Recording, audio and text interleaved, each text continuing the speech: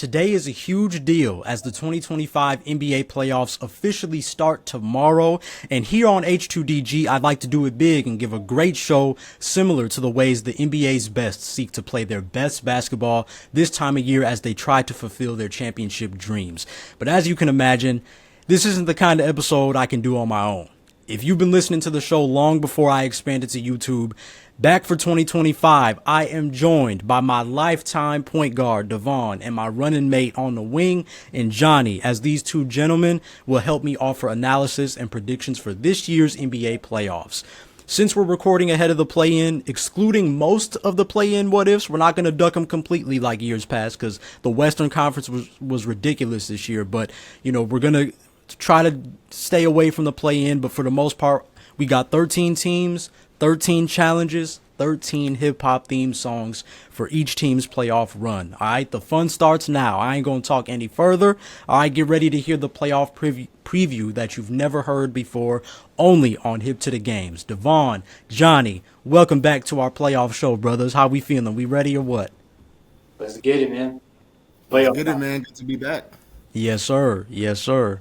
Welcome to Hip to the Games, the podcast for you, the basketball junkie and the hip-hop head. I'm your host, Desmond, and I too have had hoop dreams and enjoy the beautiful genre of hip-hop and its history. Together, we will enjoy some of the greatest albums, songs, artists, players, moments, teams, and so much more, while even mixing the two on occasion, all in my hope that you remember why you love both or either of these to begin with. You'll soon understand that Hip to the Games is more than just a podcast. It's a lifestyle. And if you were looking for a platform that combines both basketball and hip-hop, you've come to the right place.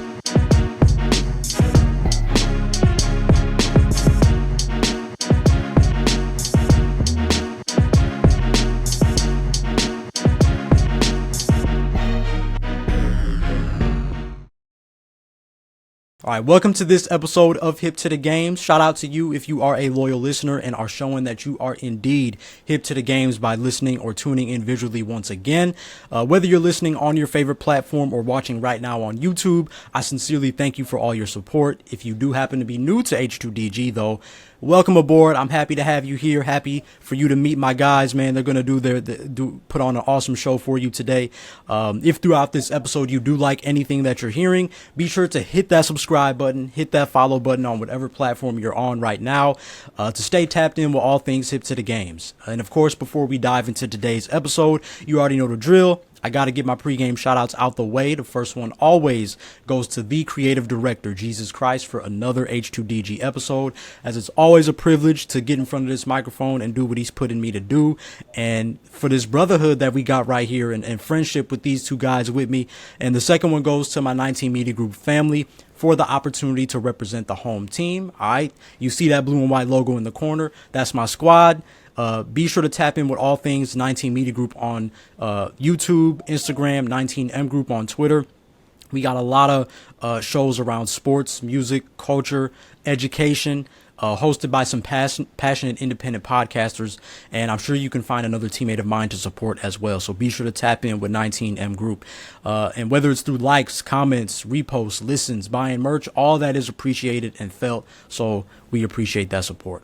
Now, as we get into H2DG's fourth playoff preview, in case you forgot how this works, I have assigned each of us 4 NBA teams, 2 from each conference, to discuss our in-depth thoughts on their playoff hopes, strengths, weaknesses, potential matchups, team matchups, individual matchups, the whole nine. As always, this does mean that teams from the play-in are a bit excluded due to the timing of the recording and the unpredictability and the release of this episode, but that doesn't mean that they'll be excluded entirely from this conversation. So just to keep in mind here, if you're following or if you're taking notes, Johnny will be in charge of the OKC Thunder, the Los Angeles Lakers, the New York Knicks, and the Indiana Pacers. Devaughn will tackle the Golden State Warriors, Denver Nuggets, Boston Celtics, and Milwaukee Bucks. And I will lock in on the Houston Rockets, Los Angeles Clippers, and the Minnesota Timberwolves, the Cleveland Cavs, and the Detroit Pistons. So given that the West fellas proved that they were the best conference this year, I figured we'd start with them. And Johnny, I'm going to start with you, brother, with the number 1 seeded Oklahoma City Thunder. As we know, they had a historic regular season. They had the league's best defense. They were first in steals per game with 10 a game. They passed the 2016-17 Warriors. I don't know if y'all caught that, but they passed them for the most double-digit wins in an NBA season by getting over 50 of them.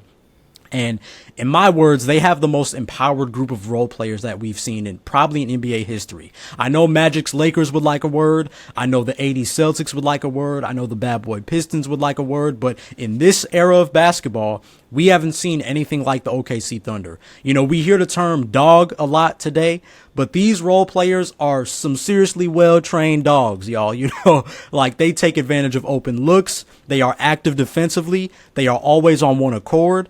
You know, they defend and they are deeper than Tupac quotes. Okay, so, but the regular season being a breeze doesn't necessarily mean that the playoffs will be, especially out west. And as the number 1 seed, they certainly have a target on their back, but they do face that pressure as well to really make it to the finals because of their dominance this season. And at the very least, the Western Conference Finals after losing in the semifinals last year. So, Johnny, what do you think about OKC and their chances this year? You have the floor to share all your thoughts on OKC's run, your level of belief, potential opponents, all that, and then I'll drop my big question for you. Sounds good. So OKC, the team of 68-14, man, those young guys are coming to play. You know, and just to talk about your defensive stats, how you said that, you know, they lead the NBA in steals. They're also 8th in the NBA in transition points with 25 points per game. So that's something to think about, you know, looking at, besides Utah being the youngest team in the NBA, the Oklahoma City Thunder are the 4th youngest team in the NBA. But, you know, the way that these players play, they play like they've been in the league for about 10, 15 years. You know, I'm saying. It just makes me think about, you know, your old mama's cooking with the seasoning in it, man. You can never forget those little recipes. And it seems like Oklahoma City Thunder has figured out the recipes. Just looking at, with them going into the first round, it's looking very winnable. I think with the 2 playing scenarios, they have the Mavericks, who are now starting to look more defined with Anthony Davis. We haven't seen no more than 7 games with AD, but the 5 to 6 games we've seen has been very promising. You know, someone that's averaging easily over 23 points, still giving them a double-double every night. So I think with Dallas, they won't struggle too much because they have the bigs, with Isaiah and Chet, to be there. But I think the series that some NBA players would want to see is against the Sacramento Kings. Who does not want to go see Debo? Who does not want to see Zach LaVine and Malik Monk? I feel like Sacramento has some dogs in their team, but for some reason they don't like to bark that loud when the lights come on. Ooh. You know, they've had a scenario when they played the Golden State Warriors. Was it 2 years ago in the play-in? And they took Golden State to have Curry score 50 for them to win. So I would love to see that scenario of Sacramento with them, and we're going to see that tomorrow night to see what happens with that. Well, at the time of this recording, yes. Yes. Yeah. At the time of this recording, as of Tuesday night, we'll be seeing what happens with that. But this team has a lot of opportunity to be great. And I think, like you said, they have role players that can easily start. And I think this is the first team in the NBA that I've seen since the 2010-11 Clippers, to when they had Bledsoe and Jamal Crawford and Matt Barnes. This is the first team where the role players can easily put up 15 points on the starting team in the starting lineup. And so I think they are very not only scary, but they have to stay disciplined. You know, the playoffs is a slow game, and that's where when I talk about just about the avenues they have to go through, I'm very anxious to see how they are in a slow game, because Shea is a slow player, but a lot of the role players aren't slow themselves. Thank you, Johnny. Thank you, brother. I've been saying that, and you know, before I want to toss it off to Devaughn real quick, Johnny, out of those, so you mentioned the Kings, you mentioned the Mavs. Another team you didn't mention is the Grizzlies.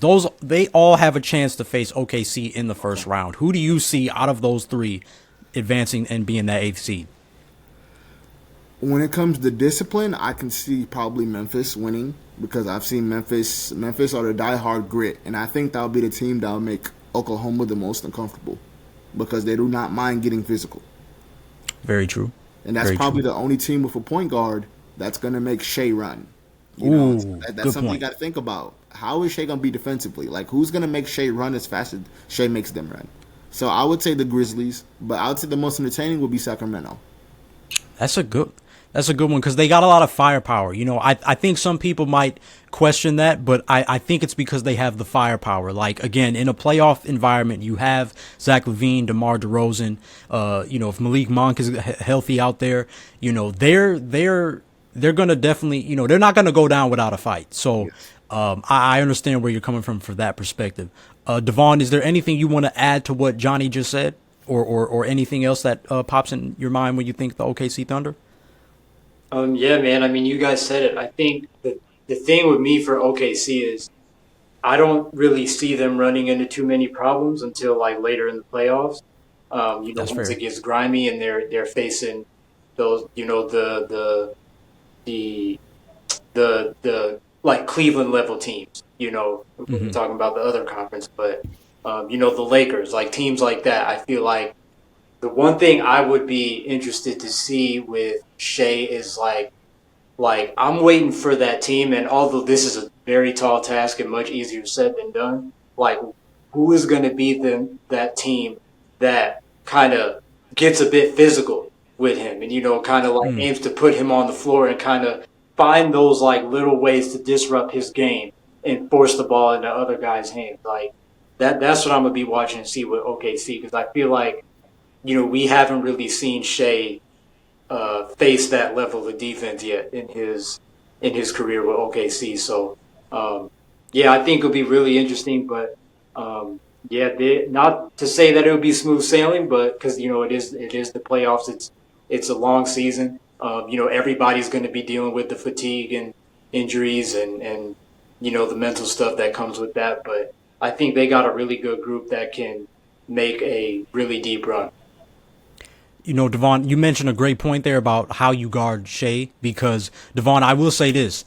Houston, LA, and the Clippers, both LA teams, the Lakers, the Clippers, and Houston, to me, really tested Shea some of those last few weeks of the season. I'm talking he was getting to the line 2 times. He's usually getting to the line, about 8-10 times a game? 2 times a game. And what I like about Shea is that he's mature. He's not throwing up his hands and looking at the refs every trip down. He takes it on the chin, and that's what I respect about him.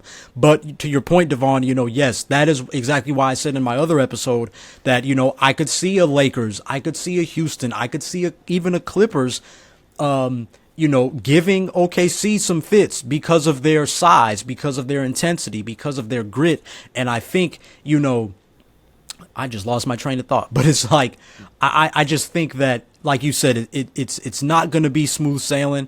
But it's also easier said than done.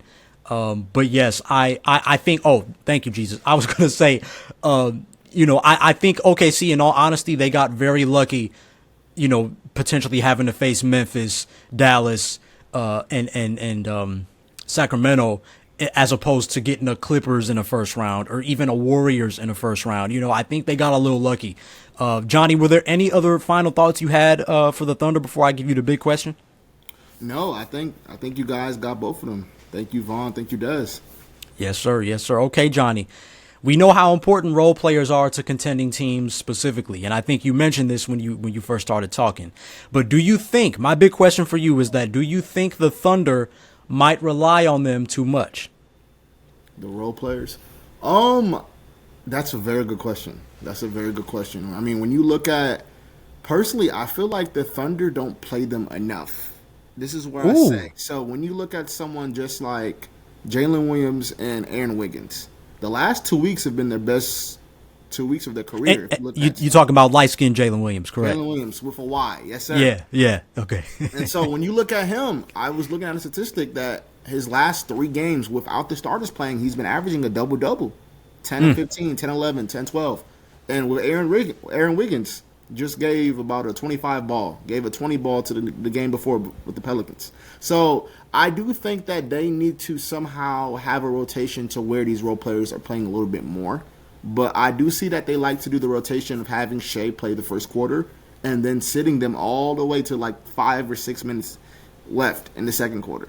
And so I think in the playoffs, they're going to have to start doing what the Lakers do. And that's actually having Shea maybe do the first 4 minutes and having them come back for the last 2 minutes of each quarter so everyone can get a mix.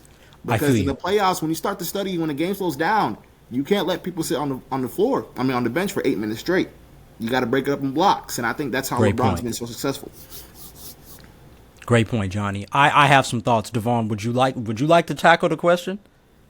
Um, Or you, Hey, I mean, I think, the thing with the role players too is the one thing that was coming to my mind, especially with them being a younger team, is the maturity level. Like, you can't, like, if things are going well, you can't let your ego get in the way, and then you want to start playing like, you think you're a starter, and I think it can go ooh, yeah. it can go the reverse way too. Like, so I think you really got to be able to stay locked in into what your role is, what your team expects you to do every time they call your number in the given situation that it is. And, be able to have that mix. Maybe there might be a game or two you're not going to get as many minutes as you did the other. So you got to be able to stay locked in, because I think in the playoffs it's really about the long game in that regard rather than Yes, sir. the short term.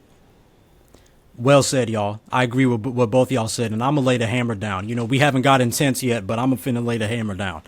OKC. So Devaughn, we talked about this wax poetic the other day, and it happened. What I feared with this team happened. The Houston Rockets and the the LA Lakers did the LA Lakers, that first meeting, not the second meeting, but that first meeting. They did the things that I knew is the formula to if you want to beat the OKC Thunder. You out rebound Chet / Hartenstein, right? Because they're a very small team. Those two are only going to do so much. So even as great as a rebounder as Hartenstein is and as good as Chet Holmgren is, the Rockets out rebounded them dudes by 20. And then Shea got to the free throw line versus the Rockets only 2 times. And to y'all's point, the main idea of this is they held every role player under 10 points. And that's the thing. Kind of what Devaughn was saying. The OKC is so good because they let these role players think that they can drop 10, 15 a night. And they're great, but my thing is, imagine what that final score would be if you didn't let Case and Wallace get into the lane every trip down. Imagine what that score would be is if you actually put a hand up in Lou Dort's face. I think a lot of these teams are saying, oh, we got to beat OKC by making everyone else play, right? We want it to go through the bench. But I think that's with a team as empowered as the Thunder, that is not how you beat them. You got to make Shai Gilgeous-Alexander feel like he's out there dolo. Like, you got to make sure he's got deer in headlights like, oh, where's my guys, And I think the Rockets did that successfully, and the Lakers, that first meeting, did that very successfully by making sure that it was only offense was coming from Holmgren, J-Dub, and Shea. Because them role players are too empowered to be out there. It made my butt itch watching Luka completely ignore Lou Dort just for help defense when he knocked down his first 3 threes already. No, you already messed up the formula. Keep him in the corner, deny the ball. When they swing, you better be ready to rotate. I know you're about 270 pounds, but you can rotate.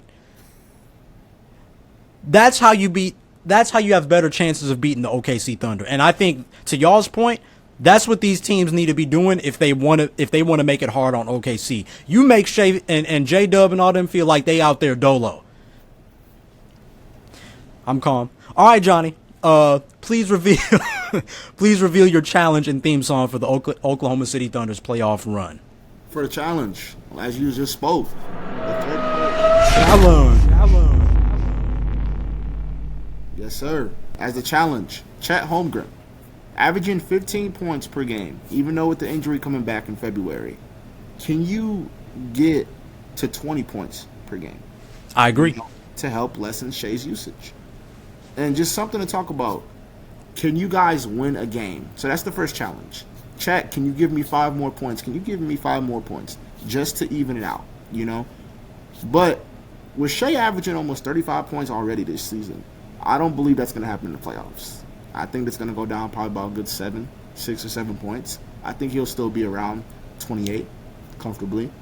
So my next challenge is to the teams that's playing them. Memphis, Dallas, Sacramento. Can you guys put Shea under 20 points during a few games to see if OKC can win a game? Can OKC win a game with Shea scoring less than 20? He's had a streak for about over 25, 30 games of scoring over 20 points. Who's going to be the person to break that to make them uncomfortable like you mentioned before, Des? Who's going to do that? So those two challenges, can we get a few more points from that role player? And can we see some defense to see the star player lead by his actions and not by points? Ooh. So kind of what Devaughn was saying, but in a roundabout way, also like demanding it from Shea himself as well. Ooh, I like both of those. A double challenge out the gate, Johnny. A double cheeseburger out the gate. Let me go get 5 more for the next one. All right, what's that theme song, though, player? The song, man. I just came from Raleigh, North Carolina, and I just went to go see Dreamville, and for some reason, it just sat on me. And I heard a song during J. Cole's set that I think is for Oklahoma. A Star Is Born, J. Cole and Jay-Z. Ooh. I believe that with the Oklahoma City Thunder, now they believe their star is here. They have a potential MVP that some people may say, some people may not. But they are now that number 1 seed where they said, hey, we want to play OKC. They're not the 2nd seed, the 3rd seed like last year. No, they're the number 1 seed, and they almost even broke the Warriors' record of 10 games or less. So a star is born in Oklahoma, but is a champion going to come in Oklahoma this year. I like it. I'm with it. I'm with that, Johnny. Okay. All right, well, that's the OKC Thunder, but Devaughn, we bring it to you, brother, because you got the 4-seeded Denver Nuggets. I wish this situation was a little bit better for you, bro, because the Denver Nuggets, for the most part, they stuck to their roster and their proven formula, right? They had Coach Malone, Nikola Jokic, and lots of off-ball cutting. A primary reason why they led the league in assists with 31 a game. The only team to eclipse the 30-assist mark this season, by the way. They share the wealth. That's what they do. But aside from their offensive brilliance, they were 22nd in defense. Now, for context, they were 8th last season. And even when they won 2 seasons ago, they were middle of the pack, 15. So to be 22nd is a little And that's even before they decided to fire Coach Malone just days before the playoffs. And I've seen a lot of question marks this year. I've caught a few Nuggets games, and I see some question marks. They haven't been able to sustain big leads. Jamal Murray has to continue his trend to being a playoff performer. And I would say it's about time Michael Porter Jr. step up in a greater way also. And clearly, Jokic has even increased his load, scoring the basketball this season than any other season in his entire career. And he didn't even do that with Serbia in the Olympics. Right? You would think that's his time to shine and get buckets, but not even then. Right? So while still a team that I think should be feared a little bit, a championship is a little questionable for me, honestly. But again, we came here to hear Devaughn's thoughts, man. So I want to know, Vaughn, what you think about the Nuggets, and especially with their chemistry and things heading into the playoffs. Yeah, man, you said it. It was, the Nuggets were probably the out of these 4 that you gave me, they were probably the toughest team to kind of break down, due to their circumstances and just the team they got right now. I think you pretty much said it, Des. For me, like, when we talked about this before, like weeks back off camera, but like literally the first thing I wrote down was Jamal Murray. Like, this is your favorite time of year. Like, go and get it. Like, do your thing. I know he had some stretches this season where I felt like even to his standards, he didn't play as well. He wasn't like, I know he's dealt with injuries. Like, it's kind of the similar story that we get, that we've gotten in recent years with Jamal. But I feel like, looking at their team and the way that they play, they have nice depth to not be a contender. Like, you're still pretty solid. So I say just use it. Use it. Make sure you get the most out of it. I think, obviously the elephant in the room is the latest coaching and GM change, like how you just completely turn it over, this late in the season, in this timing, with the playoffs here now. It'll be interesting to see kind of how that influences the team and kind of what energy they bring. I feel like, obviously they're professionals, so it's like, hey, the job is still the same, whether we have Coach Malone or not, or the same people around or not. We all been here, like we know what it takes. Um, but yeah, I think That experience goes a long way for yeah, sure. exactly, bro. And I think you mentioned a great point with the defense. Des, that was one of the biggest things that stood out to me is like they were still bottom half of the league in defensive rating. They were one of the worst. Like they don't force many turnovers. They were like third worst. Like so they're not a big factor defensively, and I think that's obviously such a big key in this time of year when the game slows down. And even like offensively, the thing that like interested me is that so they don't take and make a lot of threes, but when they take them, they're efficient. So like Ooh. that's the thing. Like I'm gonna be interested to see how the 3-point game kind of, and they don't really play that way anyway, but just in the era that we're in, I thought that was pretty interesting, especially with how much Jokic is able to space the floor and things like it's interesting, but You would think it'd be a lot higher. I'm with you. yeah, but hey, they're knocking them down either way. Whatever they get, they're knocking them down, and I think the bench play is going to be key. The way they play is suited perfectly for this time of year, I think. But another big key for me, man, is our guy Russell Westbrook, man. I Yes, think sir. how is he going to be huge for them in this time? How often does he start? How often are you going to make him come off the bench? I think these are the questions you got to address early with Russ because he's clearly shown throughout the whole season like that he is still very much a capable starter. Um, he shows great ability, his floor general abilities, the aggression, the pace of play, the veteran presence. Like you have somebody that you haven't had in recent years, if like at all, within this time. Like you have somebody in Russ that can do things that Jamal maybe isn't able to do as a point guard. So yeah, I'm interested to see how they kind of bring it all together and how Russ energizes that team, especially like in the moments that they struggle and when Jokic is getting shut down because it's inevitable. Your guy isn't going to be on 24/7. So there's going to be games where the shot's not falling. There's going to be games. So like you said, I'm looking at Michael Porter. I'm looking at Christian Brown. I'm hoping like Denver really kind of milks out like the depth that they have to really make the most of this time, even in the wildest circumstances. You know. Yeah, it's always tough when you have to go through a chemistry change at this time of year. But Devaughn, I think you make a great point, bro. Like at the end of the day, depth is what you surround Jokic with, and that's why y'all have been top 4 all these years.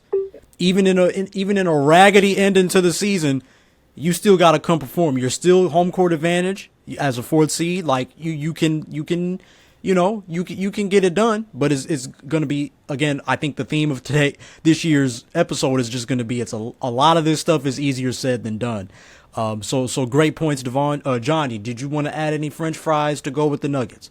No, man. I think Devaughn hit me with the sauce, so I think I'm good with that. Y'all silly, man.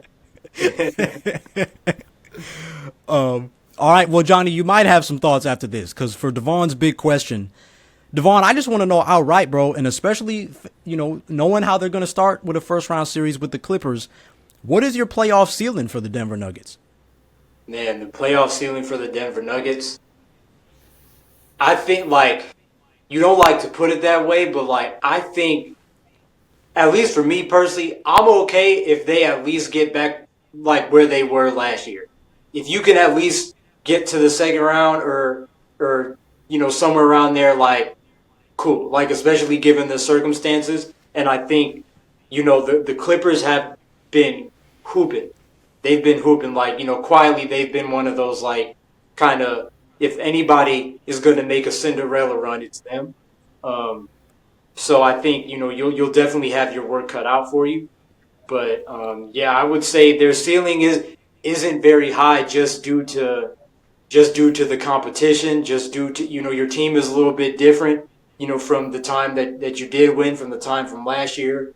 Again, the coaching change doesn't help. I feel like to a degree that even if it doesn't affect you directly, that's like if that's affecting the coaching staff, like everybody within the organization. Sometimes, those things can trickle down. So emotionally, like, it kind of depends on how present everybody is in the situation and just, it goes back to their depth and just how they're able to kind of mesh together. But yeah, unfortunately, I don't really think it's going to be, it's very high. Devaughn, I agree with you. Johnny, though, when I texted you last night at the time of this recording, I feel like you had other thoughts. So like, even though I'm a Clippers fan, I am a NBA fan, and I love the logistics. I love the players. I think, if anything, I do agree with you guys. I think second round is their cap, and I think it's because they don't really have a leader right now. Because I don't think, from what I'm seeing with this coaching change, they're still figuring it out. And one thing I did see, I don't know if you guys saw that highlight of Jokic drawing up the play versus the Sacramento Kings, and everyone was talking about how he's drawing up plays now. The coach said in an interview, the newer coach said, yes, Jokic is the MVP. If he wants to draw up plays for every play of the game, I'm fine with that. Well, okay, Bron. I would say, just as a team, though, we shouldn't expect Jokic to want to draw up a play every time. And as a coach, I was hoping that he would say we would happily include Jokic plays, but as a team, I got it. You know what I mean? Mm-hmm. And so that's what concerns me is when stuff gets bumpy, is the coach going to take on, this is my team, or is this going to be, well, this is what we got hand with, we're a team, we're strong, we'll do this together. So, I don't know. Jokic, figure it out. And so it's just potential for finger pointing. I thought they had a really good recipe with Westbrook starting. So me too. But Aaron Gordon's been hooping too. That's something we. So I think their ceiling at most. I think that I could see them stopping in second round versus the Thunder if they were to make it past the Clippers. I agree, but I got to stand with what I said, man. I got Clippers in 6. I'm sorry. I got Clippers in 6. I don't know if Denver can.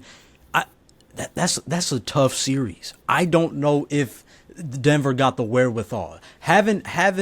You have a 6'10" guy that can guard Kawhi and Michael Porter. Obviously, they're probably going to put Aaron Gordon, who's much better defensively, strong, just as at least frame-wise, it could hang with Kawhi. But, man, again, the playoffs, man, when you need a bucket, Jokic going to get double-teamed, and he's going to have to kick it to somebody. At least the Clippers got Harden and Kawhi. I got a lot of faith in the Clippers, but we'll get to that later. So, Devaughn, your playoff ceiling, you say second round. Second round at best. Yes. Or at least? Yeah, at best. Okay, that's fair. I can get with that. Now, Devaughn, please reveal your challenge and theme song for these Denver Nuggets and they playoff run. Challenge. Cue the clown music because it's kind of like TNT. Unfortunately, I don't really have a challenge for the Denver Nuggets for like the first year.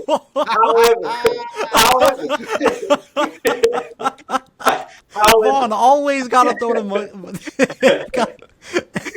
However, if anything, like at first when I was thinking about it, it was kind of, around the coaching change. And I think Johnny brought up a great point with the, Jokic drawing plays and stuff. So I think, like low key, that could be the challenge for them. Like, don't let the ship sink. Don't let this like whole situation consume you to the point to where you crumble and like you don't even take any momentum, even if it's a little bit. That you don't take any momentum into the playoffs. But I did get a song for him. I do have a song for him. And after some thinking about it, I came up with I Need a Doctor by Dr. Dre and Oh, that is excellent. I love y'all. That is excellent. That's a good one, man. Yeah, man, I feel like they need there's a part of them that's looking for a little resuscitation. And it's just not, they kind of on the edge right now, man. It's not, in some ways it's not looking great, but there is still the chance for them to kind of pull something out of this before, the season is over and they can really address, all the holes in the organization right now. Brother, I am proud. You had a hard situation, and you did your thing. And even with your impromptu challenge, you made up for it with the song. Bravo, Vaughn. Bravo, brother. You did that. Okay. All right, yeah, man, it's getting a little iffy in Denver, man. I kind of hate that for him because I was always high on them, but it's getting a little iffy. But we got to move on, and I'm in charge of the second-seeded Houston Rockets. Very impressive team, y'all. A team that is more mature and feisty than they were a few seasons ago. Shout out Ime Udoka. They brought in the right veterans, right? They have successfully built through the draft as well. But even then, I think they have two players that have taken some of the most valuable individual leaps in Jalen Green and Amen Thompson. Amen has shown that he has a bit more half-court game than many of us thought. He can get his dribble on and slash. He's not just a transition threat. He's found a way to be a confident slasher in the half court as well. And likewise, I think, obviously, since January, Jalen Green has shown some real all-star level confidence. He's got that swag with his shot creation abilities and is a very instinctive dribbler. I didn't think he would develop into that kind of player. But he's a very instinctive dribbler. I've been on Twitter. Some people have compared it to Jamal Crawford, or a smaller Paul George. I've seen a lot. I personally thought of peak Brad Beal. I think they have a lot of the same instinctive dribbling abilities. But point being, he looks to be the go-to guy this time of year. And I like the collection of players that they have. Another really stinking good defensive team. Tremendous depth. But even though this is a team that does two things that I love, right? They were tops in the league with 48 total rebounds, and they had the third best defense, right? I love those. That's the old school basketball I love. But, stop your man, make sure your team gets the rebound. That's 101. But even with those positives, I do have some concerns. In my last episode, I discussed their playoff inexperience among core players. To me, that always plays a factor. Additionally, they were 23rd in three-point percentage, which had them around lottery teams and play-in teams at best. Now, similarly, they were 29th in the league in assists, with only 23 a game. And the reason I bring these stats up is because to me they mean a couple things. Number one, they don't get a lot of assists because they have a handful of guys that can create solo, right? And secondly, they don't get a lot of assists because they value post-ups, right? So obviously this makes sense given Alperen Sengun is their best player. But you would think that given his comparisons to Nikola Jokic, right, to Domantas Sabonis, they should be, like those two teams, in the top 15 in assists, at least. The Nuggets, they have a dynamic scorer in Jamal Murray. The Kings have a few with DeMar DeRozan, Zach LaVine, Malik Monk. So what's so different about Houston? Why can't they produce the same numbers?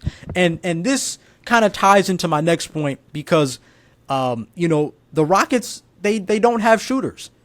Even the Kings, with their drop-off in shooting this year, they're better than the Rockets. And the Nuggets, they're fourth in the league in three-point percentage, like Devaughn had mentioned, with about 6 guys that have been reliable from downtown. And what really strikes me about Houston in that regard is that aside from Dylan Brooks, who's nearly 40% from deep, their best shooters are not consistent rotational players. So you only have a few minutes to give Aaron Holiday, Jock Landale, all these other guys that can stretch the floor. So while I like the variety of creators and options that the Rockets will be able to use in a playoff environment, y'all know that, and our listener here knows that, I'm all about having at least one creator in the playoffs. You are not going to survive if you can't get a bucket. It should certainly come in handy when they face dry spells offensively. But championship teams have shooting, and the Rockets don't necessarily have that. So if I'm thinking, I'll even go this far, y'all. If I'm thinking of a potential strategy on how to beat the Houston Rockets at some point, I would consider playing a 2-3 or even the newer 1-2-2 zone that we see nowadays, just to get the Rockets into falling in love with the 3 and exploiting their weaknesses. Now, granted, they did a good job versus Golden State, one of those last few games in the season. I'll give them that. But I just think long term, you're gonna need a little bit more shooting. So I would try to see where their head is at. Like, oh, y'all like falling in love with the jump shot. Now I got you. Because now I know I can sit on that and expect that and bait you and all those things. So there are some qualities I like about the Rockets, but there are some aspects, that I do see them performing well, but others I do not. Did y'all want to add anything about Houston? I think for me, it's just like when I think about the playoffs, is like you brought it up, Des. I think shooting is really crucial to the most successful teams. Hence moments like Ray Allen's, infamous threes, with the Heat and the Celtics, Yeah. Kyle Korver, Bulls and Hawks, I think of moments like that, like who is going to deliver that kind of shooting for the Rockets. And, they just strike me as a team where I feel like they just can't they have to play their game. If they let their opponents control their pace and control their style of play, it's going to crumble. But I feel like if they can stick to their game, if they can really, prioritize their strengths and stick to defense and bring in and take in like those little matchups, those little advantages that you do have with your size, with your creation ability, with the starters, with the bench, like the way you mix your rotations. I feel like Houston can kind of play a more strategic game than other teams. But yeah, you pretty much, because they got a lot of versatility. I see that. Yeah. I see that. Johnny, did you have anything to add? I'm sorry, Devaughn, if I cut you off. No, you're or good. If you were. Yeah, with Houston, I haven't been able to watch too many games, but I was able to watch the one yesterday versus the Denver Nuggets. And I know Denver, walked away with that one to secure their spot. Some things, I know Houston took it seriously because they played their starters over, 29 minutes, 30 minutes. So, some things I did see is when Denver actually did that, they let Houston shoot yesterday. And one big thing was that Houston was missing. And I think the biggest alarm that I caught was that Jalen Green had, maybe 6 points yesterday? Maybe I'm wrong. It was less than double digits. That's what I do know. And it scares me to know that this is, potentially the second best player on the team. Some people may say the first, with his max contract. His eagerness to not impact the game outside of scoring is what concerns me. And I think if they play a team, they potentially will play either Memphis or Golden State with that 7th seed. Golden State defends well, and they have, they have forwards that can guard that. They'll put Pojeski out there. They'll put Butler out there. So I'm wondering, Jalen Green, can you be an all-star outside of just scoring? And that's what really makes you the superstar. A superstar is not points. A superstar is overall. Talk that talk, Johnny. And that's where I would just agree with you, Des. I think you broke it down correctly, but even though they're a high seed, I really can't wait till they play a seasoned team. And Memphis and Golden State's going to be that team that makes them have to slow it down. And so we'll see. Yeah, man. I well said, Johnny. Well said, Devaughn. I think, Johnny, you make a great point there because Jalen Green can grow as a rebounder. He can certainly grow as a playmaker. There's still room for him to grow in those areas. So you would think a playoff series would finally or I hate to use the word finally because he's still young, but it would teach him like, oh, I got to grow in these areas as well. So I like that you mentioned that, Johnny. And I think that's the scary thing about defense first teams.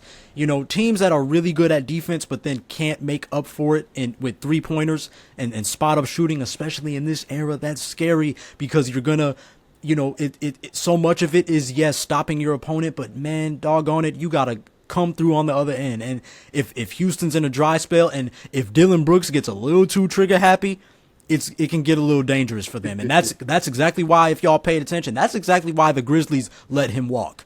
Because Taylor Jenkins got a little carried away and had him thinking that, he was back at Oregon again, having that green light. So I'm interested to see that as well. Because he's definitely, if Jalen Green is not performing, Dillon Brooks is going to say, well, shoot, I got it. So it's going to be interesting. But that brings me to my challenge for the Houston Rockets.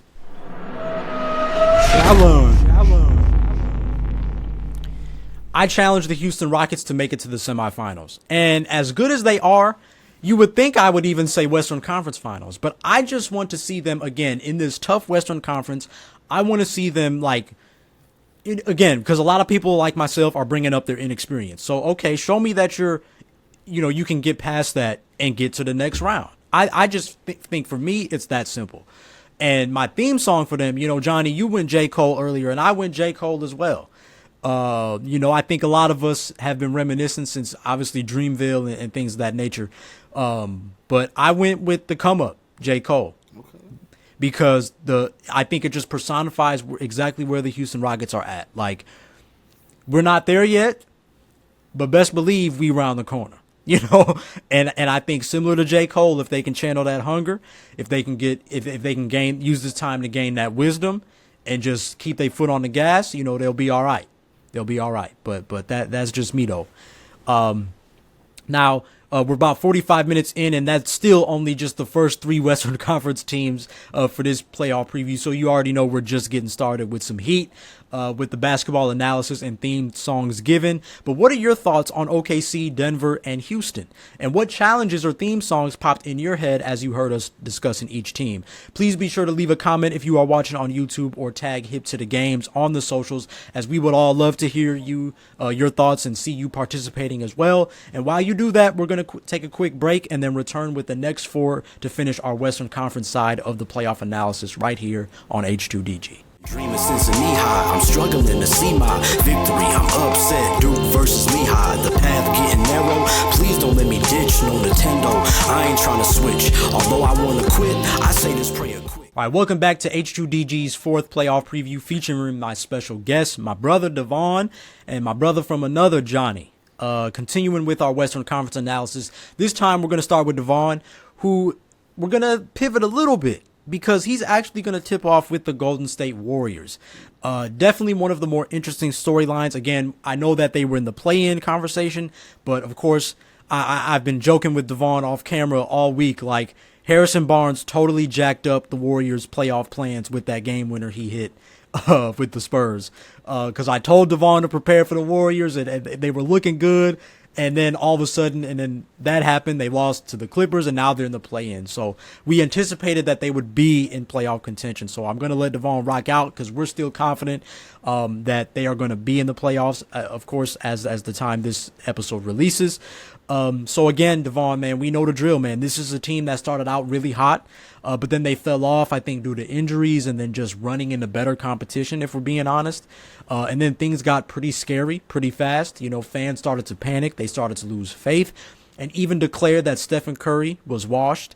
But it turns out they just needed a kick in the butt, man, and that came with the risky decision to trade for Jimmy Butler at the deadline. And since then, the Warriors came from the play-in fight to a top 5 seed in the West. Obviously, we know how that went, but, they were looking like legit playoff and even contender kind of, threats out there. But I think, Devaughn, they are still one of the most interesting Warrior teams of the Stephen Curry era, because for the most part, they are a middle-of-the-pack team statistically. Most of their stats are very average, even their three-point percentage. In fact, their best stats come on the defensive side, actually, as they were 7th in defense and 5th in steals per game. But the one thing that has stuck is their ball movement.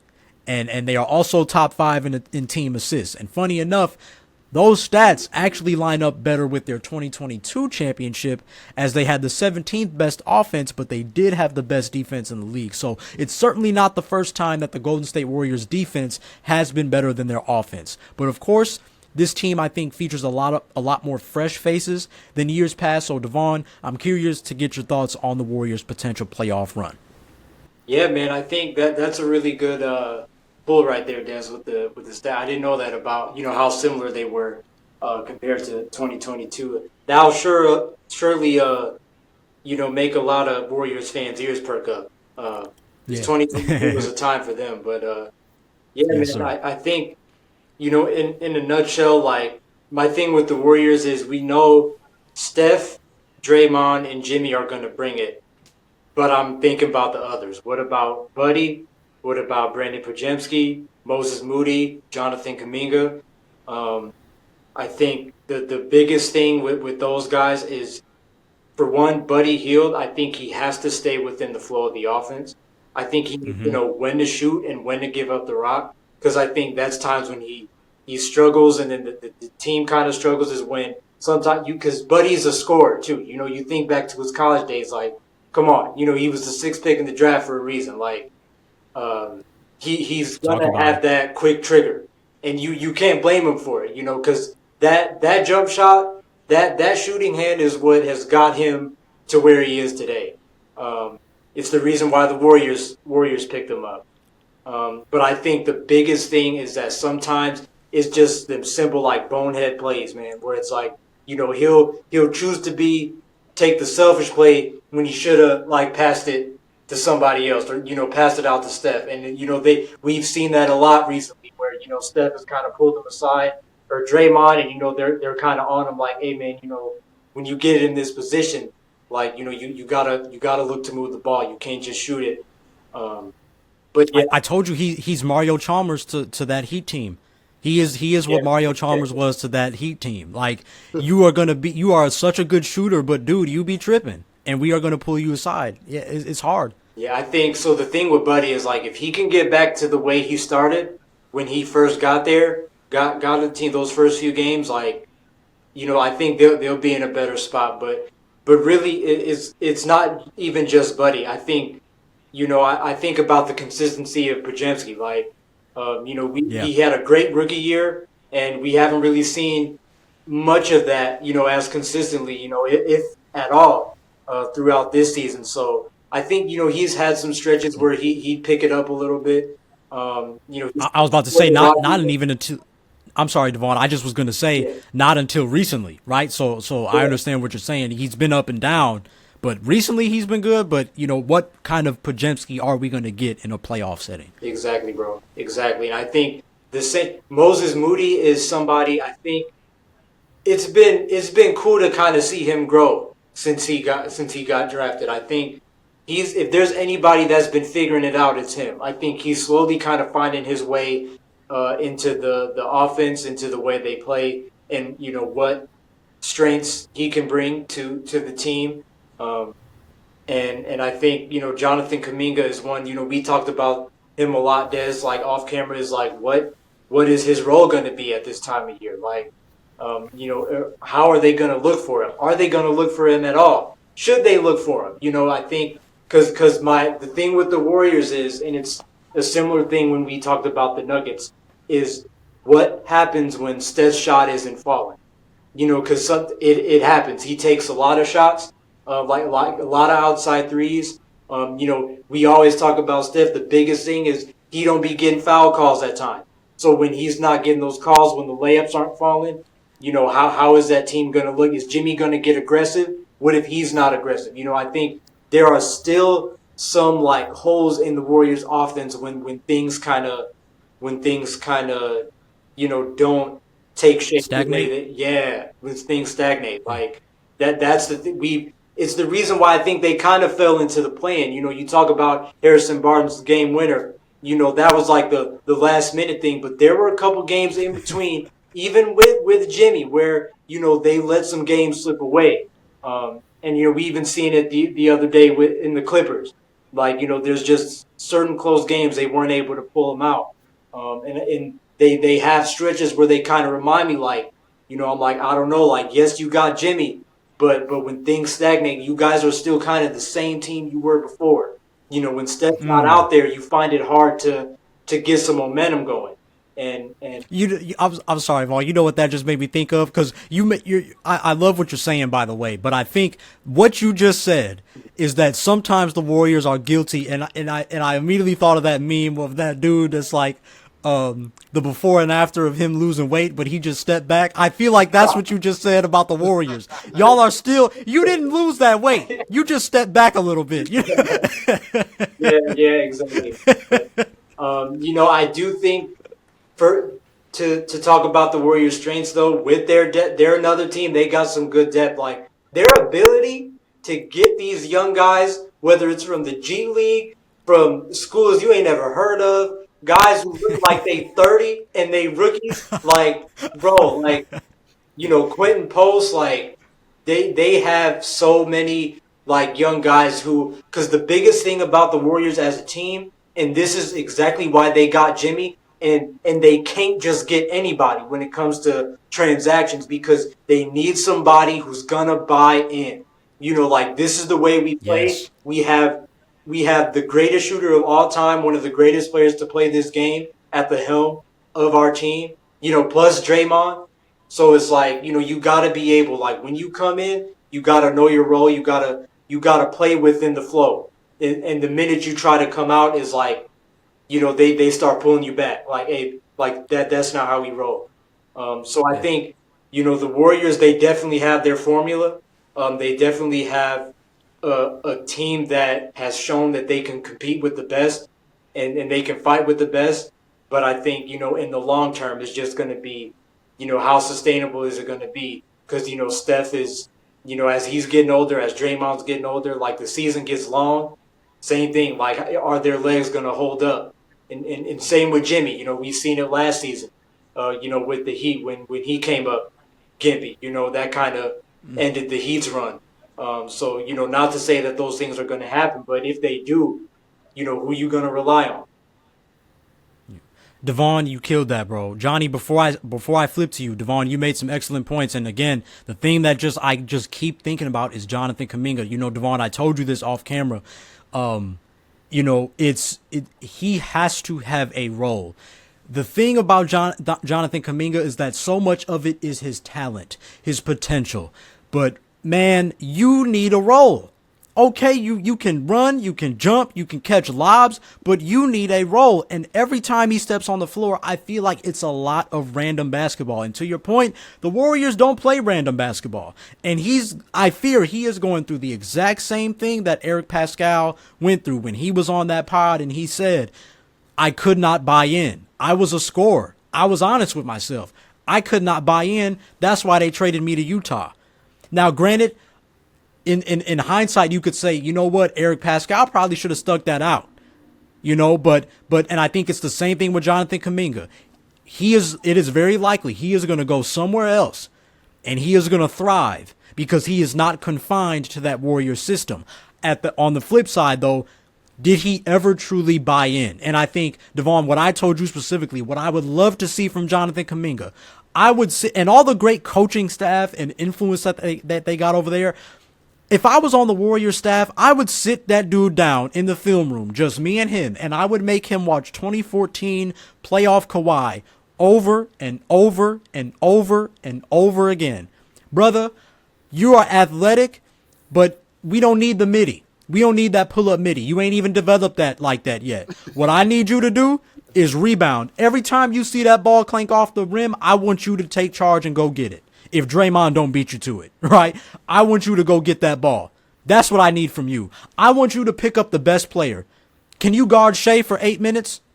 All I ask is 8 minutes. Can you lock in on that? Can you focus on one thing for a given period of time?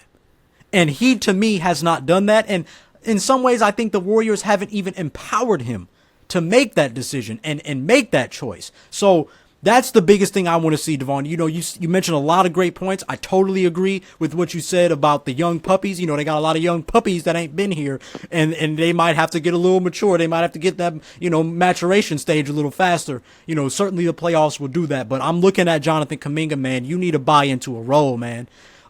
So, Johnny, do you have any thoughts on the Warriors, brother, before we give Devaughn the question? No, I think that was a very good point. Just like Devaughn said, who are the Warriors even with Jimmy Butler there? Just watching that Clippers game, even though I'm very happy the Clippers won, I think the Warriors had opportunities to win that game. They did.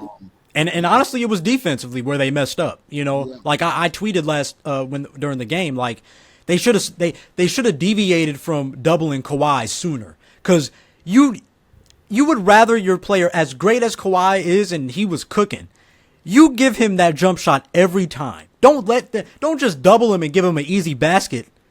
You make him shoot that jumper over you over and over again. If he keeps making it, you live with that. He's a great player.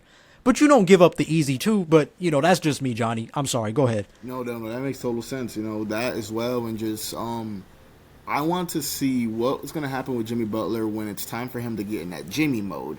Now that we're in Steph Curry's world, do we still get a playoff Jimmy?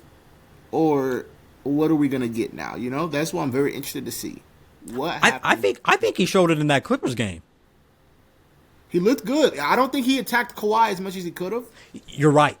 You're right. I wonder if he's ready to go against the team's best defenders. Because, I mean, the West is only going to get better defenders. And are you going to attack that Kawhi-like defender on each team, or are you going to wait for the mismatch? He ate when it was Coffee, Powell. You know, he waited for the non-defenders to guard him, and Jimmy did his thing. Yeah. But from that fourth quarter and overtime, when Kawhi was going one-on-one, where was that bucket? You know, so... And that's what they got you for, man. That's what they got you for. Exactly that. Because Curry was tired last night, and Curry's hurt. So this is stuff to think about, you know. And I think something we forgot to mention, Kawhi got hurt last night on the shin. From not Kawhi. Jimmy Butler got hurt last night from Kawhi. I told Devaughn he just ran into them Terminator knees. That's all. It's just a little robotic, you know. It's hard running. You already running in a bone. Like imagine metal. You know he'll be all right. It just hurt a little harder. So he should be good to go. But I'm anxious to see who's gonna flip that switch because Curry's flipped it for at least 15 years now. So what's next? No, I'm with you though, Johnny. So both of y'all make some great points. I think that was a great balance of strength and weaknesses for the Warriors. But Devaughn, my big question is, if you had to convince a Warrior fan that there is a lane for a championship this season, what would be your selling point? My selling point is to stick with what you know, strength in numbers. That has always been your bread and butter. Like that is always something y'all been stuck to. Like, if you got to, bring it back. Bring those same exact shirts back. You know, put that. Get the mojo back. Yeah, bring it back. That is exactly what you have and what you need. Like, you got the missing piece you needed in Jimmy during the season when things fell apart. And if you want to stick that out, and you know it's clear how great they've been playing with them. And if you want that to remain and eventually allow him, you know, to lead y'all to a championship, like, it's literally going to take everybody. So, yeah, it's going to be hard, as it always is with the Warriors, I feel like. But, you know, it's definitely doable if Jimmy Butler especially, because you guys said it, I was kind of thinking the same thing. I feel like he's been a little passive. Outside of that one game, Steph didn't play, and he had like 28 or something, like flirted with a triple-double. Like, I feel like Jimmy has been pretty passive. Like, I feel like it makes me wonder, does he even want to play like that anymore? Like how he did with the Heat. You know, how he kind of saved the Heat. Like, he'd been through that before. It's like, I didn't come here to do that again. Like, especially, y'all got Steph Curry. You know, y'all got all these guys. Like, I don't have to do that. So, you know, you had somebody similar in Andrew Wiggins. You know, if Jimmy can just give him a little bit of that, I think, you know, and again, we mentioned the comparisons to 2022. It's pretty similar. Y'all can have that same kind of success if everybody just kind of buys in and just stick together. Devaughn, I like that selling point. And just to add one more thing about Jimmy, you know, Devaughn, you see me yelling at the TV, man. Like, the thing about Jimmy, I think he falls too much into the Warrior basketball, right? You fall too much into the Warrior basketball philosophy, but they need your buckets. You're still, before you were playoff Jimmy, you were Jimmy G, originated in Chicago by the great Stacey King. The G stands for gets, buckets, right? That's the Jimmy they need. So, but Devaughn, I do like that. I appreciate you answering that big question because, you know, Warrior fans, I feel like they kind of want that confirmation, like that things are going to be okay. So, way to tackle that question. But Devaughn, you know what time it is, brother. What's that challenge for the Golden State Warriors? Challenge. So for Golden State, we talked about Denver. And, you know, you asked me, Des, is it at least or at best, you know, that they get to the second round? And I think for the Warriors, for me, it's at least get to the conference final. Especially if they want to win a championship, like, because I think we've seen flashes of them at their best, and they can definitely do it. Do it. But so I kind of, that was my thinking when giving them this challenge, is like, kind of think about their ceiling, and I think if they can at least get to the Western Conference Finals, they have a good shot. They have a good shot, but And I like that underlying thing of that, Devaughn, is excellence. Like the Lakers, the Celtics, no matter what their record is, they're thinking championship because that's what they're known to do. Exactly, bro. That is our standard regardless of what we look like on paper. So I feel you, Vaughn, if you're the Warriors, like, we're not going to lower the goalpost. Exactly. Keep that joint where it's supposed to be. I'm with you, Vaughn. I'm with you. That just got me hype. I'm with you. Yes, sir. Yes, sir. And then as for the song, man, I feel like I used this before, but it's "Count Me Out" by Kendrick. I think I don't know if we did, but okay. because the Warriors, they love it when you count them out. Like, they thrive the most when everybody's against them, and when they hear that the noise and that everybody doesn't think they can do it, that fuels them. That fuels them to go and get it even more. So I think that is like the perfect song for them, because nobody ever thinks that. We didn't think they could do it in 2022. There were probably points we weren't sure they were going to do it against LeBron and Cleveland in those teams. But, yeah, man, like, when they thrive when everybody turns their back. That's it. I'm with it, Vaughn. I'm with that. Johnny, we move on to you, brother. The 3rd seed Los Angeles Lakers. Another West Coast franchise, very familiar with Hall of Famers and championships, right? I feel like I've been calling them the Lakers Reloaded, right? Because the obvious elephant in the room is that you have Luka Doncic on this team now with LeBron. But, we got to be real about a couple things, I think. First off, I want to give credit to JJ Redick and the Lakers because they were in this exact position even before they traded for Luka Doncic. Okay? All year, you could just sense the amount of buy-in from the players and the command that JJ Redick has within the locker room and how that translated to their on-court success, right? Now, the funny thing about the Lakers, though, is that at least statistically, in some ways similar to the Warriors, there isn't anything that jumps off the page, at least that I found, Johnny. You might have found something else, but they're just very middle of the pack every category on both ends. And that said, though, when you have LeBron James and Luka Doncic on the same team and nearly have an entire rotation of guys over 6'5", that makes up for anything you could bring up statistically, in my opinion, in a playoff environment. I don't see them, and I don't say that to say they're a perfect team, but to me, they are a playoff nightmare in large part because of their dynamic duo and that size. But let's not forget, too, Austin Reeves has managed to look really stinking good, even with the superstars. Dorian Finney-Smith has figured it out. Rui is solid. But if I'm honest, I think they need to find a way to play Dalton Connect even more, man. I don't know about y'all, but every time I watch a Laker game, I just get annoyed because he is the most, I don't care, outside of Dorian Finney-Smith, he is the most LeBron, Luka type of player that you need around those guys. And he's getting 4 minutes a game, 8 minutes a game. JJ Redick just can't consistently get him 20 minutes. To me, that's a glaring issue for the Los Angeles Lakers, along with Luka's inconsistency shooting the basketball. He got hot towards the end of the season. Obviously, playing in Dallas helps, but he got hot towards the end of the season. But that's just me, man. It's time to hear from who you really want to hear from. No, Johnny, you got to talk to me about them Los Angeles Lakers. Man, like you said, man, the Lakers, man, looking like at 50-32, an amazing record for what I think walking into the season we didn't know what they were going to be with, even with AD. Yep. 20-12 since the Luka trade. There's been some losses going in towards the end of the season that they're still trying to figure it out, but I think they're starting to get out of that situation of we're figuring it out because it's been 32 games. We can start to say that you play here, you live here now, you got a house here now. We're comfortable. So one thing I've been looking at just with the, statistics, 9th in defensive rating. That's pretty good. Middle of the pack, a little lower. One thing I'm thinking about is just the points off turnovers.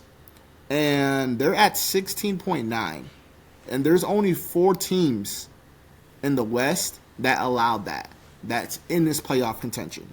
That was the Warriors, the Clippers, the Nuggets, and the Grizzlies. So for them to get somewhere, they have to learn how to defend it because they're letting their defenders at least get almost 17 points a night just off turnovers. And that's going to be a big thing, especially if there's already 4 teams in the same bracket that's doing the same thing. And so I think I'm not going to talk about the challenge, but just something to talk about around that idea is even though they have a lot of that 6'5" players, 6'8", they don't have a lot of 7 foot or 6'11". Very true. So what gets me going into the playoffs is height. You can do so much with forwards, but fellas, some of these powerhouse teams have a starting center. Houston has 2 big men. OKC has 2 big men. Who is the Lakers' big man? Besides Hayes, who's been, somewhat, decently good. Decently good. Improved from what he came from the Pelicans and everything like that. But who else does the Lakers have? And that's going to tie in a little bit with my challenge. But I think that the Lakers, for what they have done and how they've been trying to just clean up and get things going, I think they're in a great position right now. Well said, Johnny. And I love that you brought that up. I knew you were going to come with something different than I did. So I definitely agree with you, man. That's going to be something to watch throughout the playoffs. Devaughn, did you have any quick hitters for the Lakers? Yeah, man. I think not to. Johnny brought up some great points, and I think not to, turn it too much. But the thing with the Lakers, man, is like, Des, you mentioned Dalton Connect. Like, yeah, I think he is somebody. Like, I think that whole with the Luka trade and then him getting traded, but then having to come back because the Williams that whole situation. Like, I feel like that kind of, it's like I feel like they wanted Dalton when they drafted him, or at least LeBron did, or maybe LeBron and Redick did. But after that, I'm like, do y'all even still really want him? Do you have like a developmental plan for him anymore? Like, kind of what's going on? So I kind of feel for him, with that situation. But the thing with having Luka and LeBron together is like, how similar they are. Obviously, LeBron is like a lot more athletic and powerful, and if they have to play him at times as a power forward center type deal, they might have to take that chance. But and I think they did. I think they did versus OKC. Y'all can correct me if I'm wrong, but I'm pretty sure they did. Yeah. So yeah, that's a good point, Devaughn. Like, yeah, that's my concern. Even at 88 years old, he might have to play center. Exactly. So it's like you. That's what I'm saying. Y'all made this move. You agreed to it when it was offered to you. So I'm interested to see like what was your vision for a championship? Or if it was more long term than anything. But I think Austin Reeves has been playing out of his skin. I think it's really dope to see. But yeah, I'm just more intrigued. Like, what's that Luka and LeBron dynamic going to look like in the playoffs? Because they're so similar. Yeah, and Devaughn, I like that you mentioned that, because what gets me is that Luka's finesse balances LeBron's power. Yeah. But the thing is, they both have that LeBron effect. So it's like, are they both going to get that instinct of takeover? Like 28, 9, and 9, and then they're just going to get into drive and kick mode. Like, are instincts going to take over at some point, and then you clash, and that actually kind of is a detriment to your team as opposed to a promotion. So yeah, man, I think Redick has figured it out in a way where LeBron is more so cutting and getting in transition, more of the half court thing is Luka's job. But I feel you, in a playoff environment, it's about matchups, it's about instincts, it's about, you might have to go to that third, fourth, fifth option that you may not have had to rely on in the regular season. So to your point, I'm anxious to see how the Lakers manage that. But Johnny, my big question, who has to be the most important role player for the Lakers if they want to be successful this postseason? And that excludes LeBron, Luka, and Reeves. Rui. I think Rui. Ooh. I think Rui, because people tend to forget that Rui was putting up, 13 and 5, helping them out. Like, Rui's that unsung hero that they needed. I was going to say Hayes, but... Me too. My mind went there. My mind went Hayes, but they only been playing Hayes 12, 13 minutes a night. So Hayes hasn't been in the rotation as a rotational player, I think. But Rui is always playing, and he's been doing that backup 4, sometimes 5 when LeBron's out there. Him and LeBron shares it. And sometimes, when LeBron's on the bench, JJ's been running a Finley Smith and Rui together, at that small little 5. So I think Rui's probably one of the most important players, but I don't want to knock out Jackson Hayes at all. I agree with that. That's pretty much where my mind is at. Devaughn, did you feel the same way? Yeah, I think that's a great pick by Johnny. I'm gonna have to agree with him there. I think people kind of forget what Rui can bring, when he's on and popping. So I think it's a player like him that's gonna have to, that can help elevate the Lakers, in this time. And because there's always that moment sometimes where, the most successful teams, especially in the playoffs, when they have that like wild card in a way. Like Shout out my boy Leon Poe. Yes, exactly. Rui can be like Leon Poe for the Lakers. In his own way, of course. I don't want people thinking I'm just saying he gonna rebound the mess out the ball and dunk it. But to Devaughn, I'm with you though. You definitely need those wild cards to step up. But Johnny, speaking of wild cards, man, what the heck is that challenge? Oh, I got Challenge. okay. I got another 2 ones for you. Whoa. Do they need a playoff Braun to win every series with Luka? Are you asking, or is that the challenge? The challenge is prove to me that LeBron can be an average 21 and Luka. This is the reason why we traded you here. We should not be wanting a playoff Braun when we should have a playoff Luka as well. Ooh, I see that. Okay, yeah, I see what you're saying. So do we need a playoff Braun to make Lakers relevant? So my challenge is to prove to me that we don't. Okay. Next challenge. Get more usage out of a center. Hayes averages 6.8, rebounds 4.8. He's only averaging about 18 points a night. 18 minutes a night. What can we do to get that 6.8 to a 10 and possibly get that 4.8 to a 7 to a 10? If you're playing 20 minutes a night, we need a double-double or close to it. Close to it. And so I hope that the Lakers can use the center position better, because I actually think this Timberwolves seeding, I think this is going to be the most interesting round of the first round in the Western Conference. Yeah, because that Lakers small ball is going to still go in their favor. Minnesota doesn't do well with that, specifically in Gobert minutes. And Julius Randle, he do his thing, but I don't know. Has he looked better defensively? I don't know. I've seen a couple Minnesota games. He's been in the passing lanes, but defensively, blocking wise, no. The Lakers will eat that up when it comes to that little 2-3 zone. The Lakers are going to have Finley Smith and Rui in the corner, easy. So I do think that Rudy is going to outplay Hayes. So that's where I'm wondering. And how is the Lakers going to counter affect Naz Reid? They got another 7-footer off the bench, giving them 15. So he ain't no 7 feet. They said he was 6'11". Yeah, they said he was 6'11". He's up there.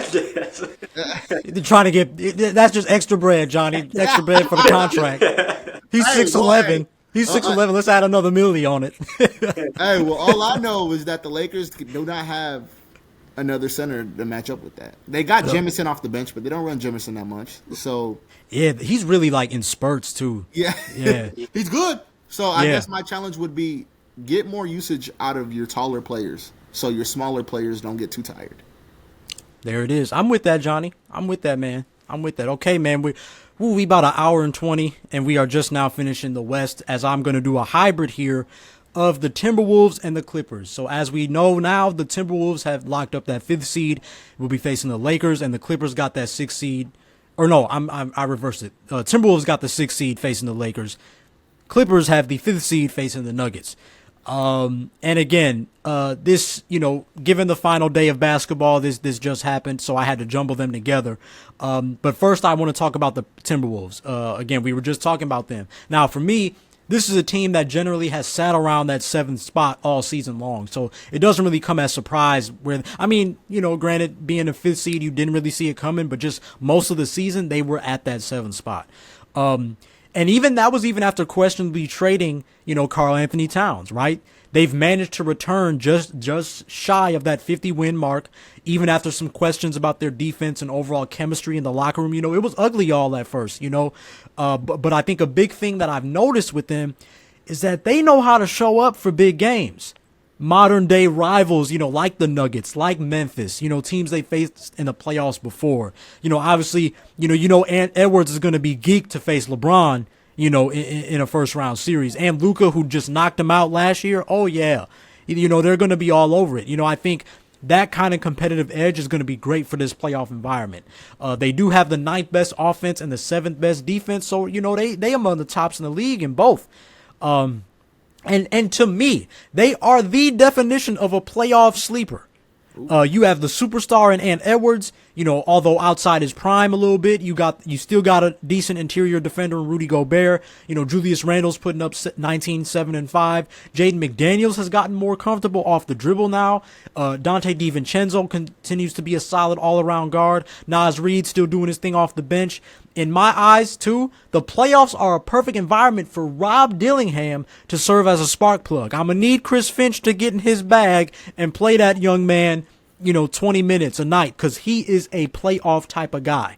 And obviously you still got veteran Mike Conley out there running the point. So it's not perfect, but I do like what they have. They are a playoff sleeper, in my opinion.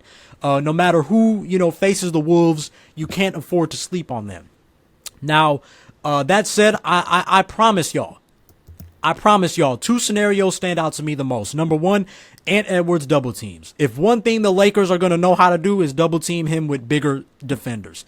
Earlier in the season, he expressed his immaturity and I think his irritation with those, and it's something that he's gradually, I think, come to accept throughout the season.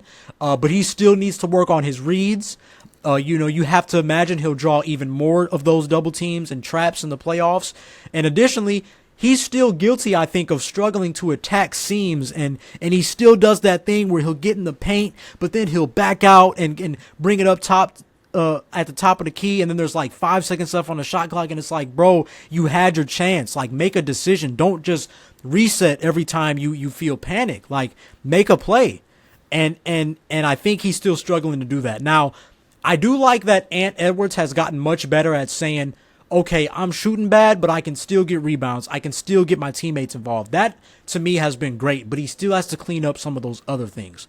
And then the other element that I'm going to be paying attention to is what I just alluded to with Naz Reid. You traded Karl Anthony Towns in favor of Naz Reid, who is still averaging 14 and 6. He's still coming off the bench, especially knowing the kind of season that Cat just had this year, knowing that there's even a small possibility, a possibility nonetheless, but a small possibility you could even lose him in free agency. He could change his mind and go somewhere else. Like, you got to make the most of him here. Clearly having Randle, Reed, and Gobert, you can't have all them on the court at the same time. Because I know you cannot tell me, please don't tell me this team just essentially traded Cat for, and really essentially traded a possible another deep playoff run that they could have had just to see Naz Reid, go crazy. Or, what I'm saying? Just to give a 6-man hella bread. Like, I want to see the fruit of that decision. I want to see Naz Reid go as crazy as possible. Because I'm not sure if that trade was worth it. They did the most Minnesota thing. I fear they're just going to mess up the way they messed up my man KG. They going to mess up Anthony Edwards, and he going to go play off with Kay Cunningham or something in 5 years. Like, if they aren't going to make a deep run this year, at least show fans why you should believe in the future. But sticking with the playoffs, I would pick them as more of a Cinderella story, if anything, because they can go toe-to-toe with not most, but all of the teams in the West. But before I go into the Clippers, what y'all think about the Timberwolves? Anything come to mind? I think, yeah, like you said it, Des, they're a true sleeper. I think there are times where, they look like they're, when they were like the best in the league, last season, the season before, whenever that was. But then there's times where like you see why they're in this position. Excuse me. But I think, the tough thing about it is with somebody like Mike Conley still being your starter. I feel like, with his, at this point in career, like you would think he'd be a backup, to kind of, help supplement some guys and, add some veteran leadership from that in. And I think sometimes when you kind of put put a lot on a guy like that.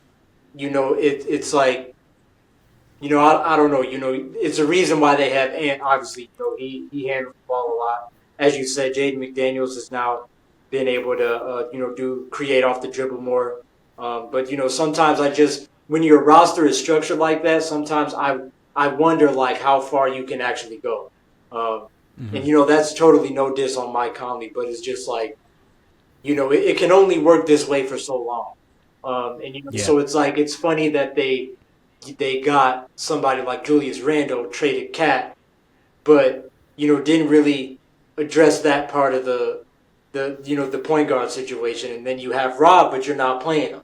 Like, so I do like your I don't know if that's your challenge for them. I don't think it is, but how you said Rob should be playing like 20 minutes.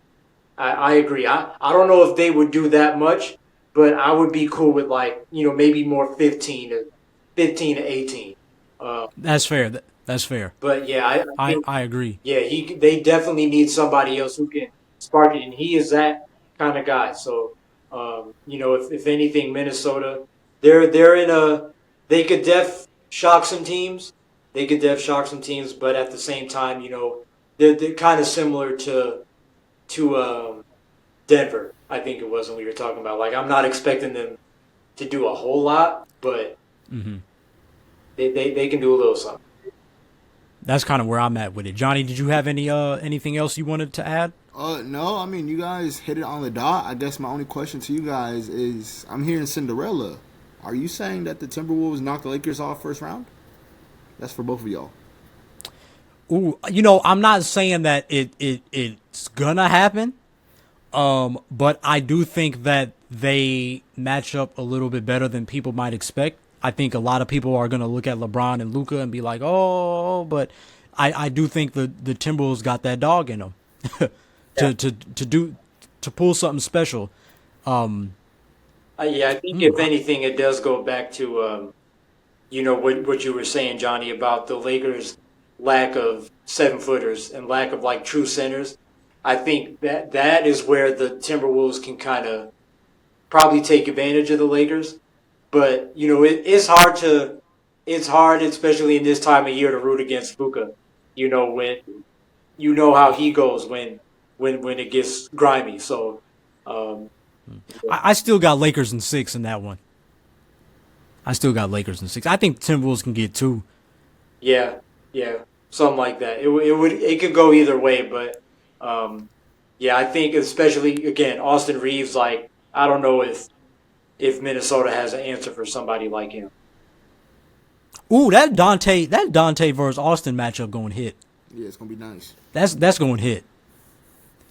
All right, so now I move on to the Clippers then, and don't worry, I do have my challenges at the end. I'm going to move on to the Clippers, though. Again, another team, if you've been listening to the pod, I've been high on them all year. Every piece from keeping James Harden to acquiring Chris Dunn and Derrick Jones Jr., the moves they made at the deadline, everything has been put in place for this moment right here, the NBA playoffs. A defensive-minded, battle-ready Clippers team with a healthy, hungry Kawhi Leonard ready to lead the charge. I've said it in multiple episodes now. This is the best constructed Clippers team probably since they signed Kawhi. Obviously, 2020 was really good, but they got cold in the bubble. 2021, as I always say, it had all the necessary Disney type of magic, but it just was gone when Kawhi got hurt. But finally, they have a team where there's no confusion, no egos, and it's led to a third best defense with the offensive makeup that's probably, better than what their 16th best number indicates, in all honesty. And I got to stand with what I said last episode. It's why I believe they can hang with anybody in any series. They have the scoring, the post play, the rebounding, the perimeter defense, the interior defense, the mid-range scoring, the three-point shooting, spark plugs, playmaking, and grit. We've seen that versus the game with the Warriors. They just know how to, even before that, the game in Sacramento, like they found a way, even with trash officiating, and more so in that Sacramento game, to win. And they check a lot of boxes. And look, man, I'm going to take this time. I got a little bit of a bone to pick with our generation, y'all, because, Devaughn, we talked about this before. I feel like there are so many fans, not all, but just so many fans our age especially. It disappoints me that they also grew up with that 2000s, that 2010s NBA, yet they somehow say stuff like, oh, there's no way the Clippers can beat OKC. Look at the Thunder's net rating. Oh, there's no way the Clippers have a chance against the Rockets. They're younger and more athletic. I'm sorry. I thought we were talking about playoff basketball. I thought we were talking about matchups and game plans. Scrap the regular season. Check ball. Like, I feel like for some in our generation, they wouldn't beat a Karate Kid because they think they know more than Mr. Miyagi. Like, yes, the Rockets are scary in their own way, but they ain't been through the playoff experiences that James Harden or Kawhi have, let alone that entire team, just two dudes. Can they beat a team like the Clippers? Oh, absolutely.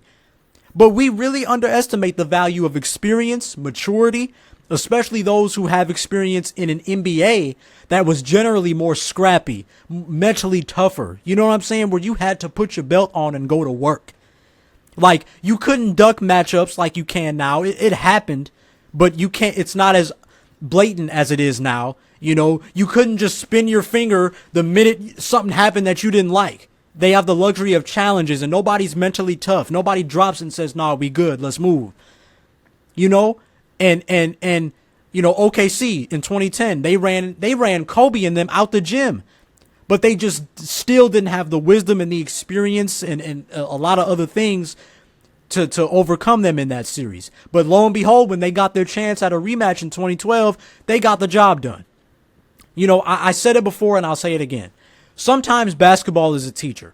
You can put all the stats and analytics you want, but at the end of the day, that orange ball loves to teach.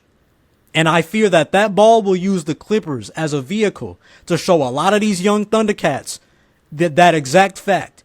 Unless it really decides to turn a new leaf and say, you know what, I feel like doing something different. I've been doing something for the past 70-something NBA years. Let me do something different, let the young dudes win. But, I just think that, again, I went off on a tangent, but just point being, I have a lot of faith in the Clippers this year as long as they can stay healthy and stick to their principles throughout the playoffs. Now, did y'all want to add anything about the LA Clippers or anything? No, I agree. I definitely agree with that. I think the Clippers, even as a fan, I remember in the beginning of the season, I was unhappy with the free agent signings. Yeah. And, I'll be the one to admit that. And, that this man right here, Desmond, told me, he said, hey, this is one of the best signings I've seen in a while, man. You just gotta stay with it. And just to see what the team has turned into, it's been a really good thing just to see even reporters, just everyone, saying that the Clippers can easily be the second best team in the West. Just a healthy Clippers. And this is the happiest I've seen Kawhi. And honestly, this is the healthiest I've seen Kawhi for the last 3 years. So just to see where the Clippers are going. And Zubac is having such a monster year that no one's talking about. My dog Zoo. That's my baby brother. He might be older. He might be the same age, but I don't know. That's my baby brother. So, I think the Clippers game, I think the Clippers series versus those Nuggets, man, I think Chris Dunn is going to be a menace to Westbrook. I think that Clippers can match up perfectly with that series, and I also got them in 6. So I do agree with that. Devaughn, anything, brother? Yeah, man, I just really like how they built their team, post Paul George. I feel like they kind of did something maybe Tom Thibodeau would be proud of, and it started with defense. I feel like they kind of, made that a priority and took what they had and surrounded Harden and Kawhi with, again, players that will buy in and complement their styles of play. So, when I think about the Clippers, it's really just ultimate props to them for even being able to keep Zubac. That was almost, I think, like a blessing in disguise. You would think he would have been somebody to get traded at some point, but he's been there and playing his game. Like he is doing just fine over there, and he is exactly who they need. So yeah, I really respect the Clippers for kind of trusting the process and just kind of thinking long term and just making it happen, making things happen. Well said. And even Devaughn, good point about kind of Ty Lue pulling from Thibodeau. Because did you even mean to say that in the sense of like '08 when a younger Ty Lue was on that coaching staff and Tibbs was still with Doc? You know, I just thought of that as you said that. So he probably really did. Yeah. Yeah. So, but that's what's up. You know, definitely some good points. But it's challenge time. Yeah. Challenge. All right, so first with the T-Wolves, if you kind of caught the hidden theme that I had, I challenge them to just don't be happy to be here. Show us that this won't go like KG's teams and Ant's going to be out of here in 2 or 3 years. Like, again, I know this is a little bit more beyond the playoffs, but it's a challenge nonetheless. I want to see some maturity from Ant and some growth from Julius Randle because, like I said, his big thing in the playoffs is that he just like stopping the ball and he do the mid-post stuff when he need to play bully ball. So we'll see if he learned his lesson. And even Naz Reid, again, show me that trade was worth it. And really, if you notice, everything that I'm saying is show me this, show me that, show me this, show me that. And the first song that came to mind was Show Me What You Got by Jay-Z. Like the Timberwolves got okay, you know, last couple years was cute. It's cute when you get to the playoffs and everybody happy and vibing. Ant's battling with KD. He's battling with all these dudes. Okay, we're kind of past that point. What are the Timberwolves going to do that's going to look a little different than years past? Because I'm telling you, every time I look at them, I'm like, y'all just going to end up like KG. Y'all going to have some good teams. You're going to make the conference final uno time. But everything else, you're going to have good teams. You're going to have good players. You're going to have Sam Cassell. You're going to have Latrell Sprewell. You're going to have these dudes. But it ain't going to matter in a couple years. All them boys going to be out of here. And then you're going to be changing your jerseys and doing the whole thing that you did before. And it's just not going to be right. That's really what I want to say about the Timberwolves. But I hope they show me something different. Now, on the Clippers side of things, I challenge them. Given what I said, I challenge them to make it to the NBA Finals. I think that's the first one we've had in just over an hour and 30. We have finally had one where somebody said straight up, make it to the NBA Finals. And I know that's lofty for a lot of people, but they are capable. We've just went over this. I know we've had similar expectations on past Clippers teams, but I think none of those teams match the cohesiveness that this team does and that they have. And while many people have chosen to lean on their doubts and play the injury card and all this stuff, don't put that energy on my boy Kawhi. I'm not afraid to be the one who exercises faith and optimism instead. So if they want a challenge, it is certainly to win the West. And I've unofficially, if y'all paid attention, in our listener here on social media, you know, if y'all have paid attention, I've kind of used Peekaboo by Kendrick Lamar as like the unofficial theme song for the Los Angeles Clippers.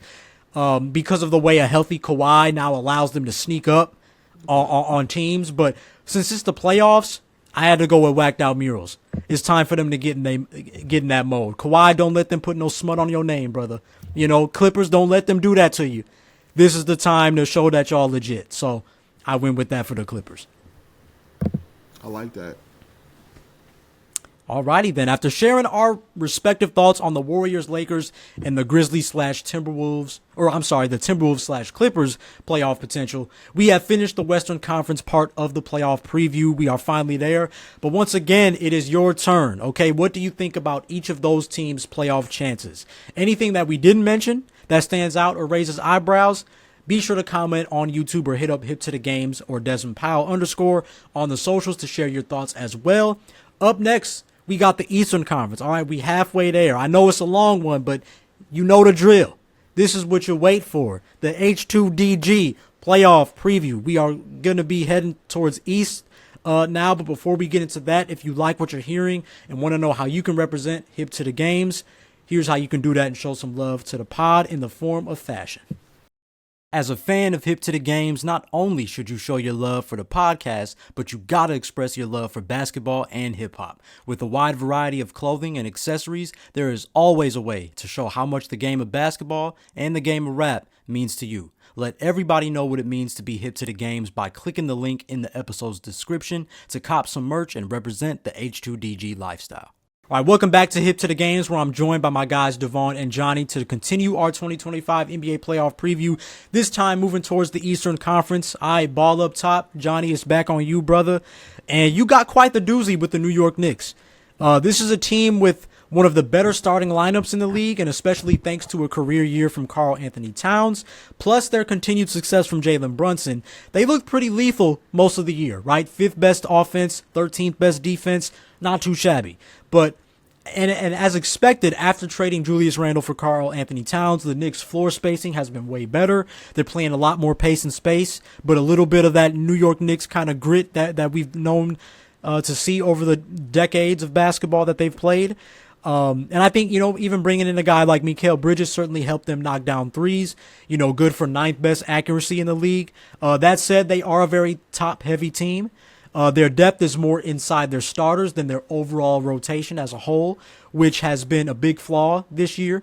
And not to mention, the Knicks as a franchise have been known for tough playground-esque basketball. So unfortunately, it's kind of what I said with the Warriors. Sometimes you can fall into the trap of playing Warriors basketball a little too much. I think the Knicks can fall into the trap of playing New York Knicks basketball a little too much. To where it takes a higher priority to a fault at times. Additionally, I even say this, their home games are technically neutral site games because I think Gilbert Arenas said it best, man.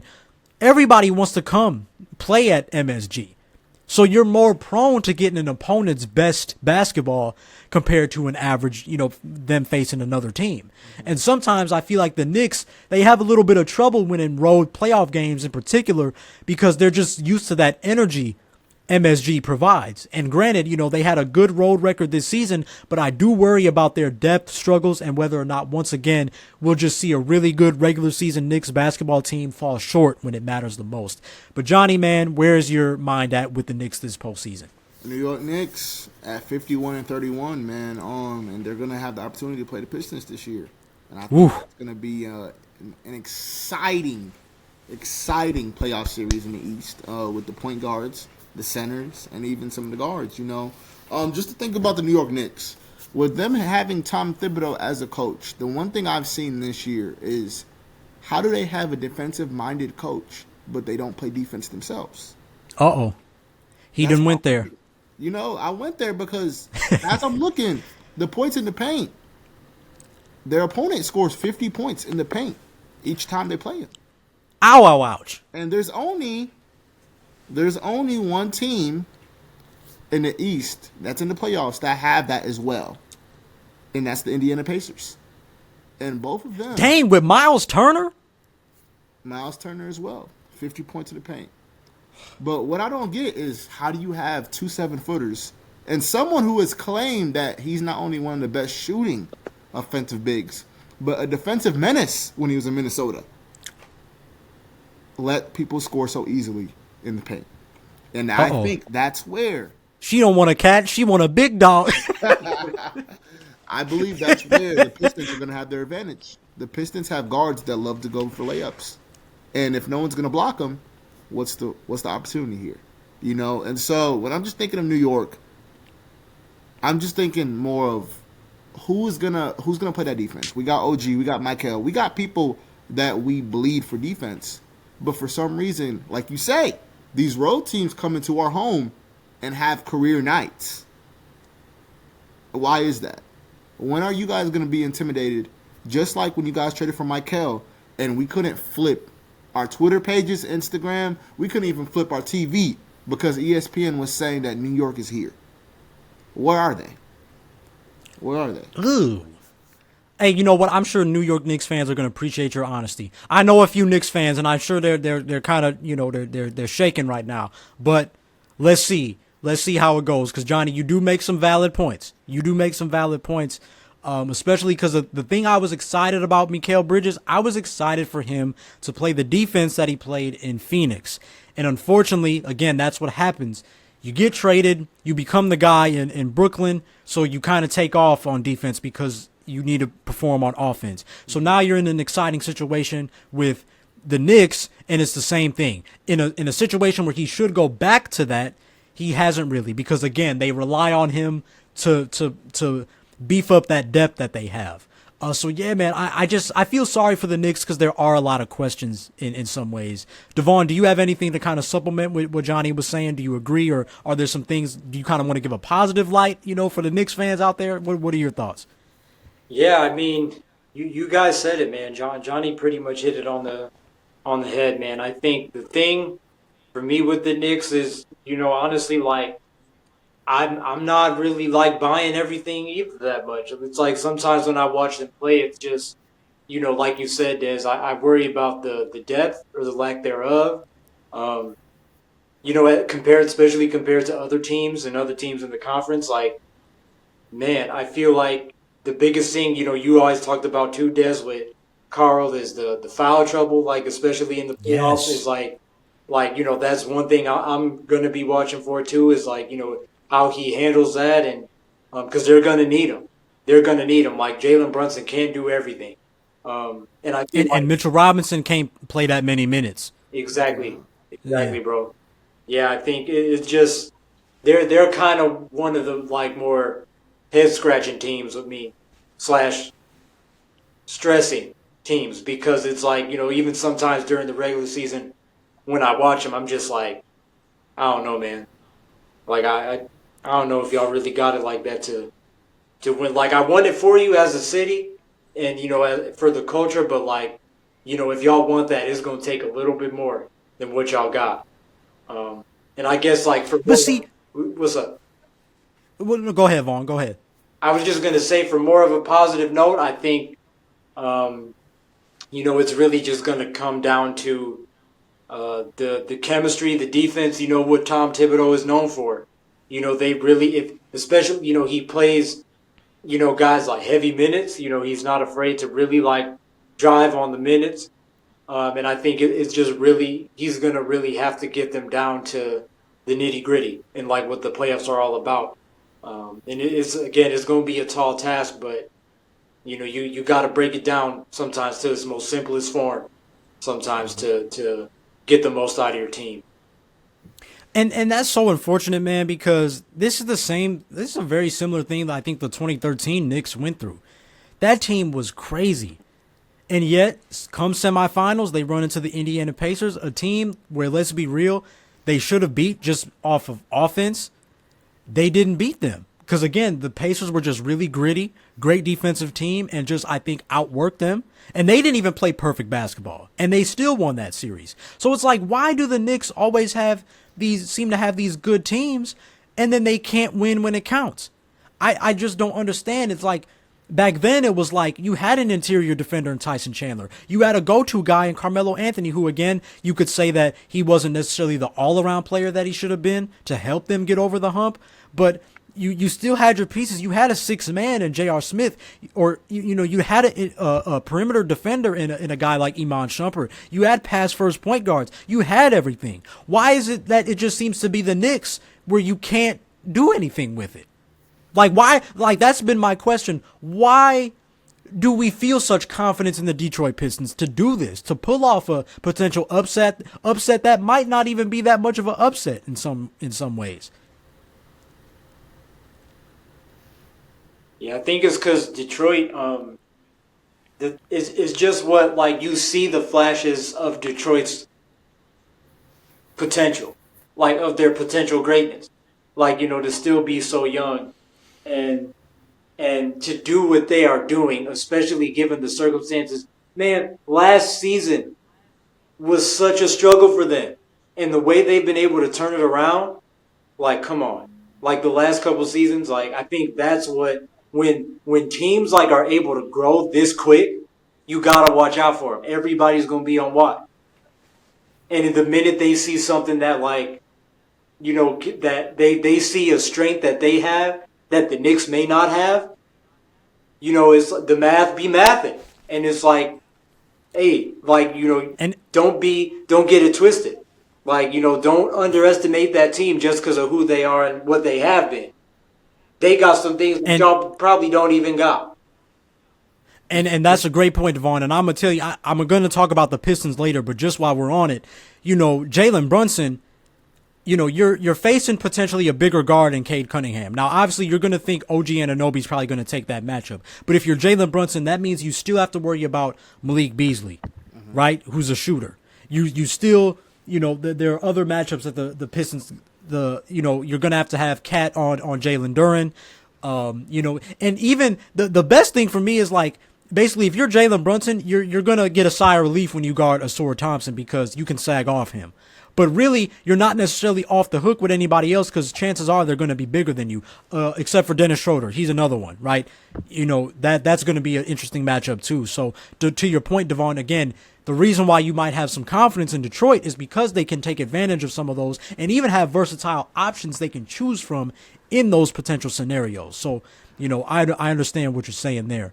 Now, my big question, though, Johnny, for you, for the New York Knicks, is the one I think that we've really been asking all year, but especially now in the playoffs. Are you more confident in the Knicks starting five, or are you more worried about their lack of depth coming off the bench? I would say lack of depth coming off the bench. I agree. I think starting five-wise, they have a very strong starting five, and they probably have a starting five besides Jalen Brunson that you could switch everyone from 1 to 5 comfortably. I think Towns could hang with some point guards. Not all of them, not probably the quick ones, but probably the slower ones that want to play make. Towns could potentially stay up there. But that's going to go into one of my challenges as well when we get there. But their bench, besides Miles McBride, who's coming off the bench over there? I don't think they played their bench enough. I mean, Precious has been very promising for them, and they never play him that much. Bro, he'll get like 5 minutes one game, then he'll get 18 the next, then he'll get a DNP. I'd be like, bro, he's arguably one of the best rebounders y'all got. He is, and he can score too. So I think they struggle with shooting because they got Shamet coming off the bench, and Shamet is, he's a shooter, but he has shown signs of being inconsistent as well. So it's just, I think that's where a lot of teams tend to run away with it, is when Jalen Brunson goes to the bench, and it's Mikal Bridges' show with Towns. That's the rotation they love to run. Teams tend to run away with that, and so that is a concern. All right, but you got to reveal that challenge and that theme song for the New York Knicks playoff run. Okay. Challenge. Who is the second person in New York? And, I mean, we can comfortably say Towns, yes, but I traded 6 first-round picks, money, and 2 players for Mikal Bridges. We don't need 17 points. We need at least 20. So my challenge is to comfortably give me 20 points per night and guard my best player. But after that, can you guys defend the pick and roll correctly? Because if it's one thing I've seen watching every Knicks game, especially, I think the Celtics cannot wait to play the Knicks if they get the opportunity. They cannot wait to run that top of the screen, Porzingis, Tatum pick and roll, and Towns drops every time. So they can get that wide open 3. So are you guys going to defend that pick and roll correctly, or is it just going to be a 3-point shootout? But back to what you were going to add about Mikal, because I know you had something for me. Yeah. I was just going to ask you, so I like that challenge, but there's a Knicks fan right now who said, but why can't that be OG Anunoby?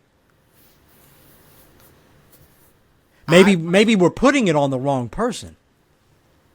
I personally think that OG's role isn't to score. I think OG... He been tearing it up, though. Yeah. But, and, when OG start dunking on folks, I'd be like, where did that even come from? That iron knee he got. I don't know where he get that stuff from. I think he's from Iron Man or something, or Terminator, because that knee he got, because we see that knee brace. But forgot about that, yeah. I think OG can score, and we've seen that with Toronto. But I think with how this roster is built, if OG scores, Mikal struggles to get back in the game. I've never watched a game where Mikal hasn't started well and got in and developed his rhythm. Yes. Have you ever seen a game that Mikal has walked into the second quarter or third quarter with 5 points and he finishes with 20? No, because I don't think he's that type of volume scorer. He has to get his each and every. But OG can give you a 10 and get you 8 rebounds, and that 10 changes the whole game. So I don't think OG's there for scoring. At least from the philosophy it looks like from how I see these games. But he is the most important player there, though. Don't get me wrong. But Johnny, you're not the only one. For some reason, everybody talks about Mikal Bridges this year. He seems to have the biggest target on his back on this team. That's so interesting to me. And like I said, so unfortunate because you would think he'd have that maturity coming from a Phoenix Suns situation where he could do those things. Some of those things we're asking him to do, he was doing in Phoenix. Devaughn, you had anything, bro, to add? Or a reaction to Johnny's challenge? No, man, that was all very well said, man. I pretty much have the same, concerns and questions and, things I'm watching for, too. That was pretty much it, man. Johnny, I just realized we did not reveal your theme song for the New York Knicks. Hey, I was going to hold it for the end because I knew that we had to keep it rolling, brother. But I got you. I got two songs with this because for some reason I feel like the Lakers and the Knicks have some type of same aura. First song, I'm going to think Flashing Lights. Kanye West, with anything, because for some reason, as soon as we step into New York, the food tastes better, the water tastes good, the lights is bright in the arena, it's time to put on a show. But, the second song, I'm going to get you guys with it, a little bit. I'm thinking Lil Nas. I'm thinking Whose World Is This? The World Is Yours. Because, I'm saying that, because in New York, there's still that idea of, are you guys really the top dog in the East? Was this trade a waste of our time? You guys got Michael and Cat, 2 trades in the same offseason, and you guys are still actually projected to lose in the first round. So whose world is this? The world is yours. So it's time to prove it. You got to own it. I'm with you. Alrighty then. Well, then we stick it with you, brother. You got the aforementioned Boston Celtics, 2nd seed in the East. You got another heavyweight here, the defending champions. Don't let all that three-pointer talk distract you from the fact that this is still arguably the best team in the league until proven otherwise. That Peyton Pritchard had a career year off the bench this season. That Derek White is averaging a career-high 16 points. That both Jason Tatum and Jaylen Brown have grown a bit as playmakers. And that Al Horford is bringing great value, even at 90 years old, and that their defense is still top 5, along with, as well as their offense being 2nd in the league. And that's still with Tatum and Brown's 3-point accuracy being worse than last season. So in some ways, you could say they could still shoot better. Again, I think Boston's biggest thing is playing with their food. I think they did a really good job last season preventing that. This year, though, being the defending champions, I think they've slipped up a few times. They're getting back on that bull that we saw in 2022 and 2023. But for the most part, they're back with the same core ready to run it back. Devaughn, talk to me, brother. Yeah, I think, the thing about the Celtics, like, in some ways, I think they actually are a little bit better than last year's team. Mostly due to the surgence of Peyton and Derek White, especially together. I think, my biggest thing with the Celtics is some of the same concerns as recent years, like don't let the 3 take you out of the game. I think, the Celtics, they still kind of struggle with that, because they take so many threes, they make a lot of threes, like that's clearly been their bread and butter. And I think you can't let that take you out of games. They can still kind of settle at times, I feel like. Especially Tatum, I feel like he could be a little more efficient with how he plays. And I think a lot of that is because of, the volume of threes that he takes, himself. I think he was at like 10 a game or close to it this season. So, which is like the league standard nowadays. Most stars, they want you shooting 10. So. Right, exactly. But I think, he is somebody, he doesn't always have to, to kind of play to the standard. He was cutting up in that game in the Garden from the mid-range. So I see you, Vaughn. Like, even if it wouldn't even be a bad idea if that decreases in the playoffs. If those attempts decrease in the playoffs, I think that's kind of what you're alluding to. Exactly, bro. Exactly. But, yeah, man, I think they're actually a really balanced team. Again, they're another team. They don't force a lot of turnovers, but they're still solid. Like one of the best teams defensively in the league, one of the best teams offensively in the league. And I like how defensively they kind of work together. We've seen Horford down there sliding his feet. They have good depth where guys are, bought in on both ends of the floor, like they understand what they have to do on each end.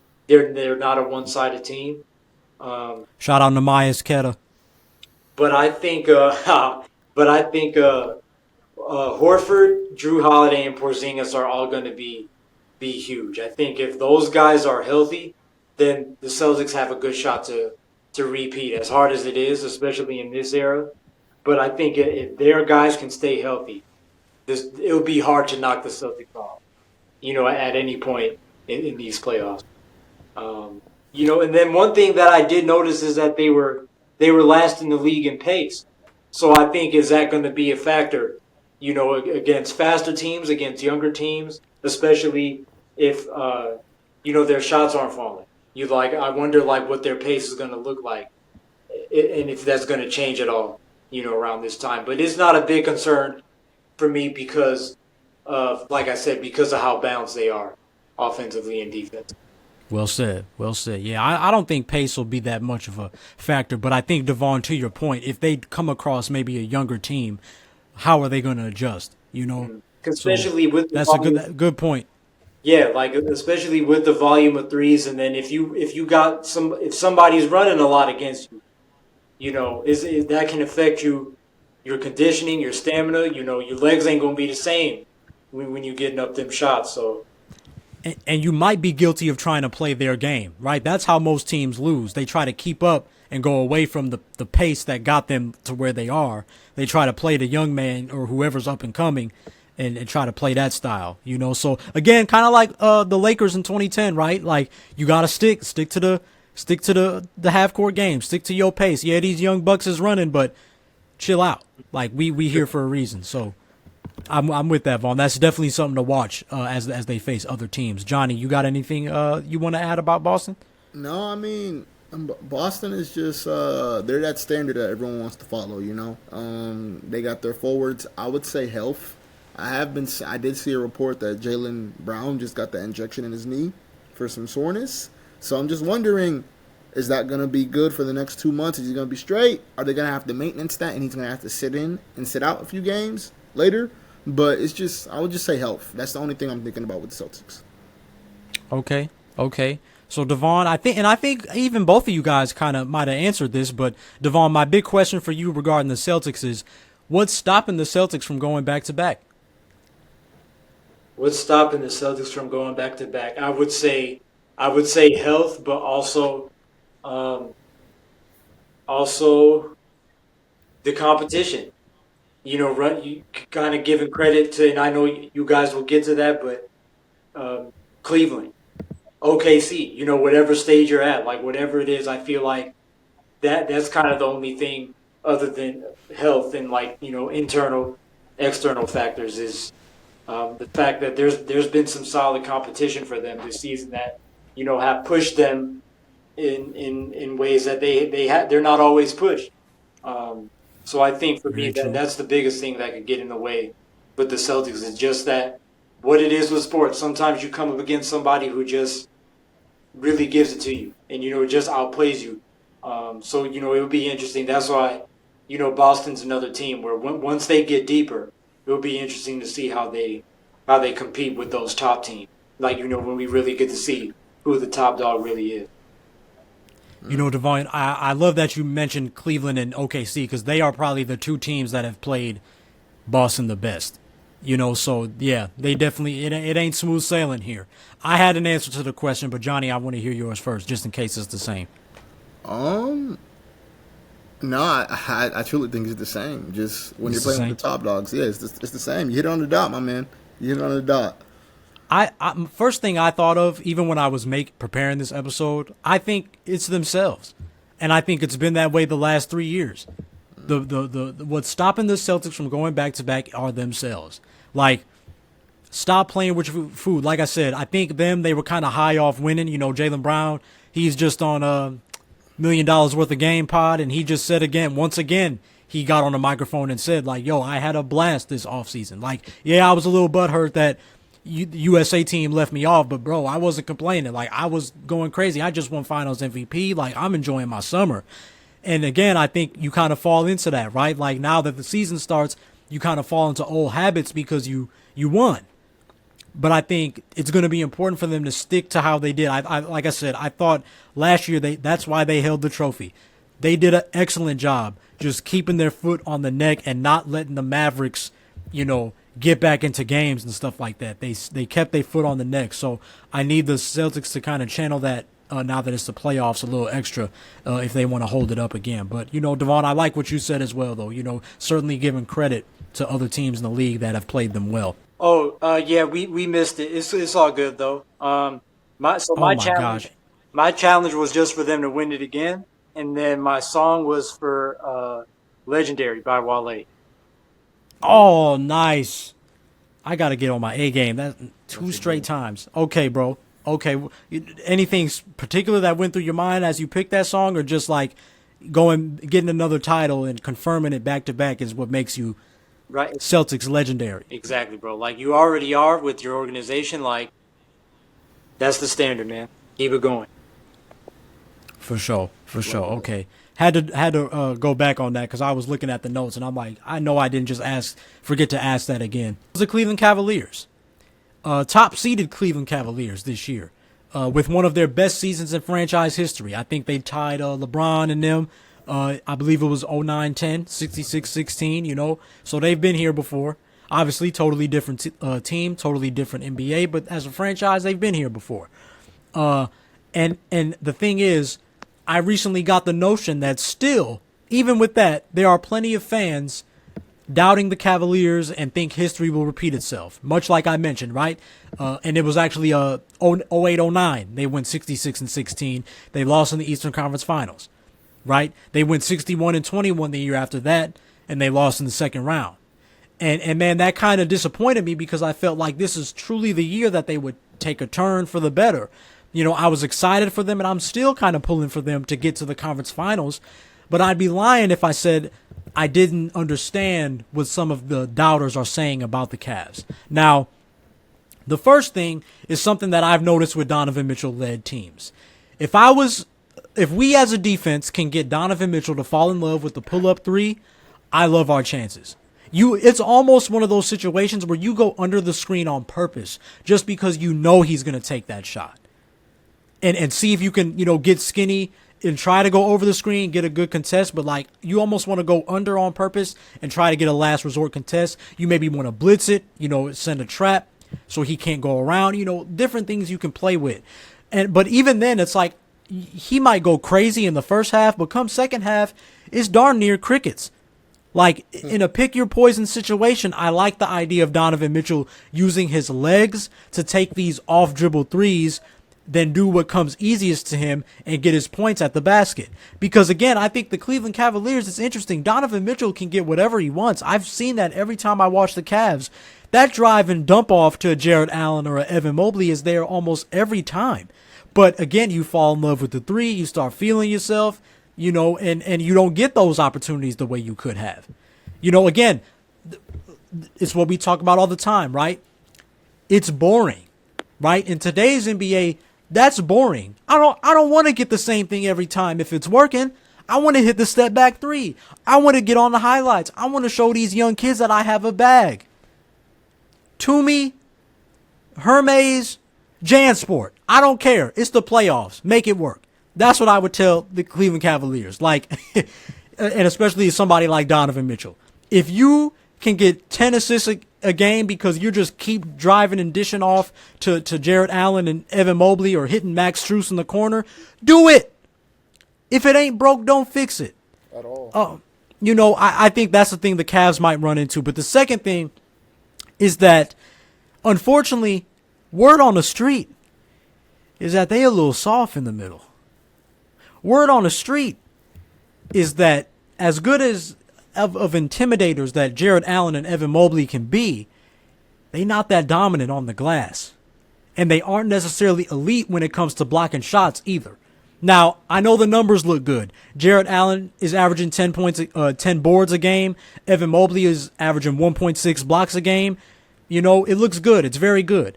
But when you look at Allen's only 0.9 blocks and Evan Mobley's 9 rebounds at 6'11", you understand it once you watch games. And I got receipts.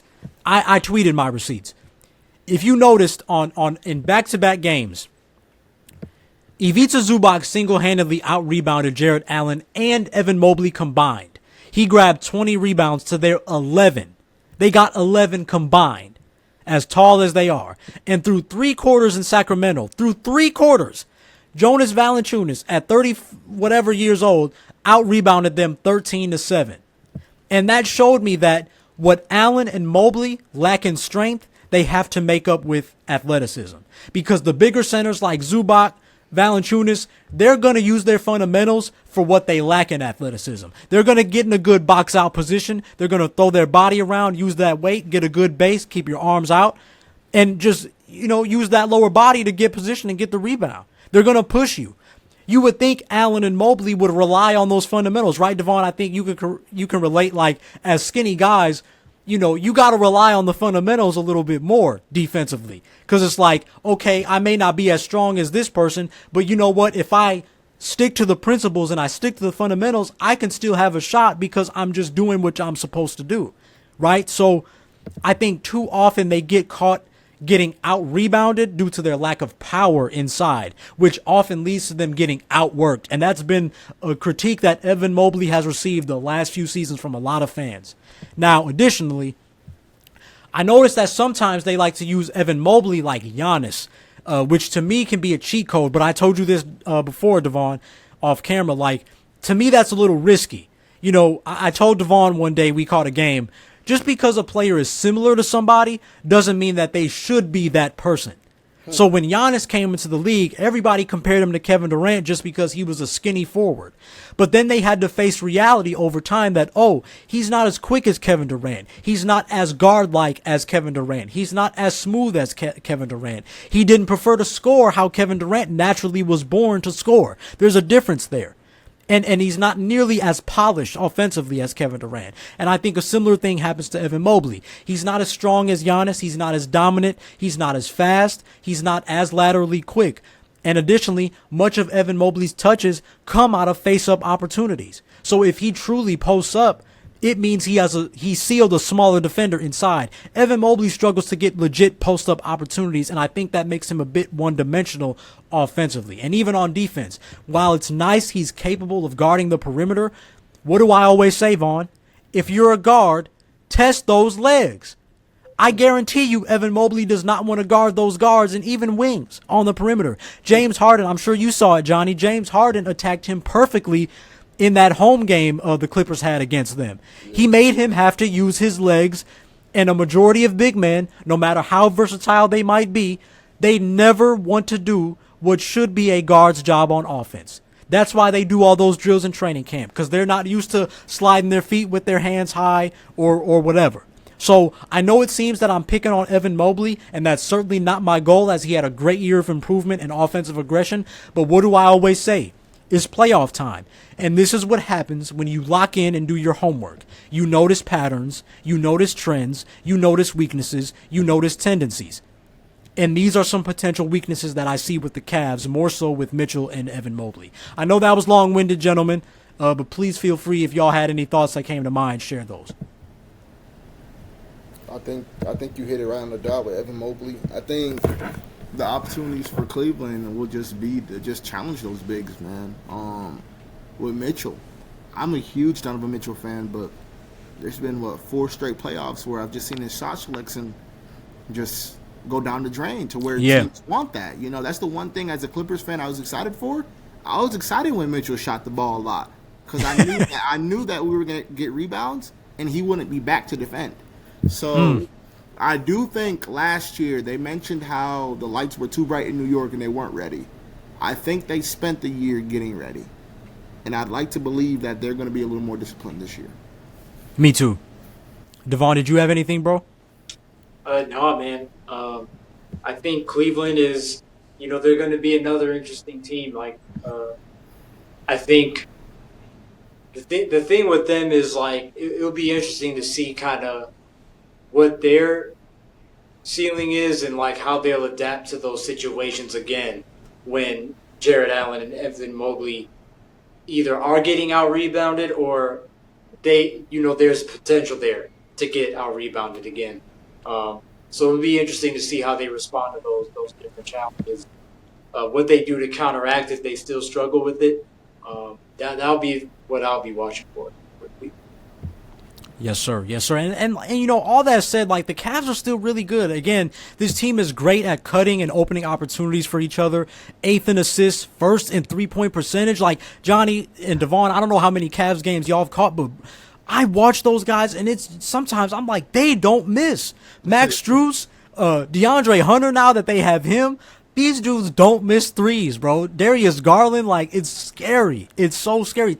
Ty Jerome is really the best X factor in the entire league this year. Like, the Cavs, they're great at playing fast. They make their shots. And even in the slower environments of the playoffs, you have Donovan Mitchell to fall back on, who is very experienced at the end of the day when it comes to getting a bucket in the playoffs.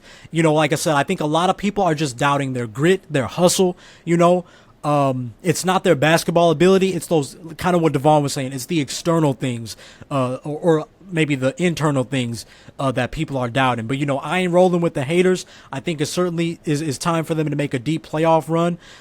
You know, the other teams in the East don't scare me enough. And, you know, I know some people were throwing out Orlando just because they've generally played well against Cleveland the last few years. I just think that's a little bit of Oscar Mayer. I just think without Jalen Suggs and Moritz Wagner, why did I say his whole name?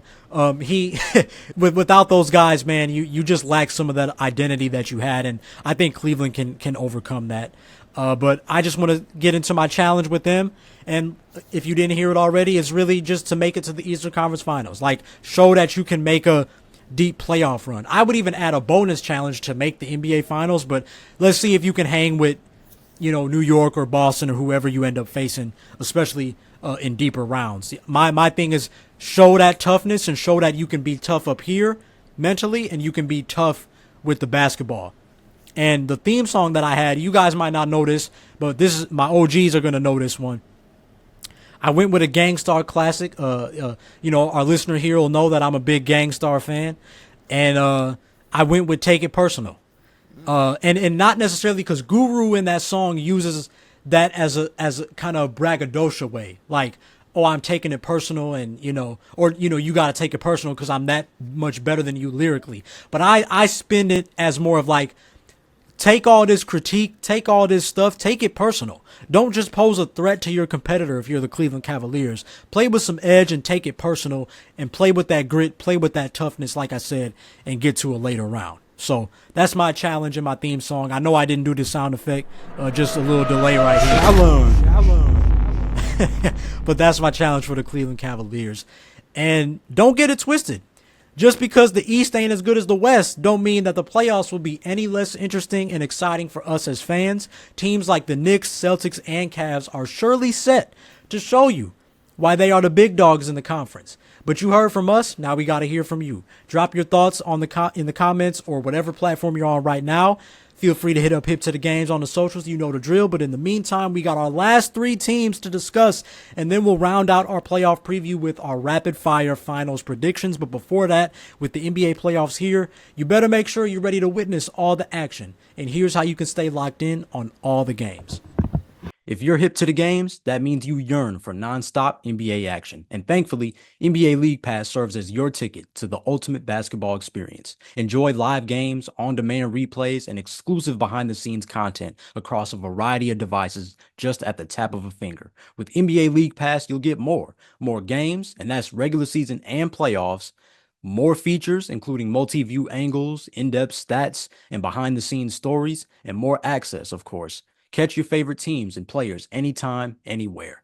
League passes for fans like us who live the game. Sign up now at NBA.com/LP19MG. That's NBA.com/LP19MG. H2DG is working in affiliation with NBA League Pass and will be compensated for your patronage by utilizing the link provided. All right, Devaughn, you tip off the last teams of the episode with the Milwaukee Bucks, who are the 5th seed in the East. A real interesting team here. You got Taurean Prince, I think Gary Trent, and AJ Green. They've all emerged as sharpshooters for this team. A large part of them, I think, being among the top of the league in three-point percentage in that top 3.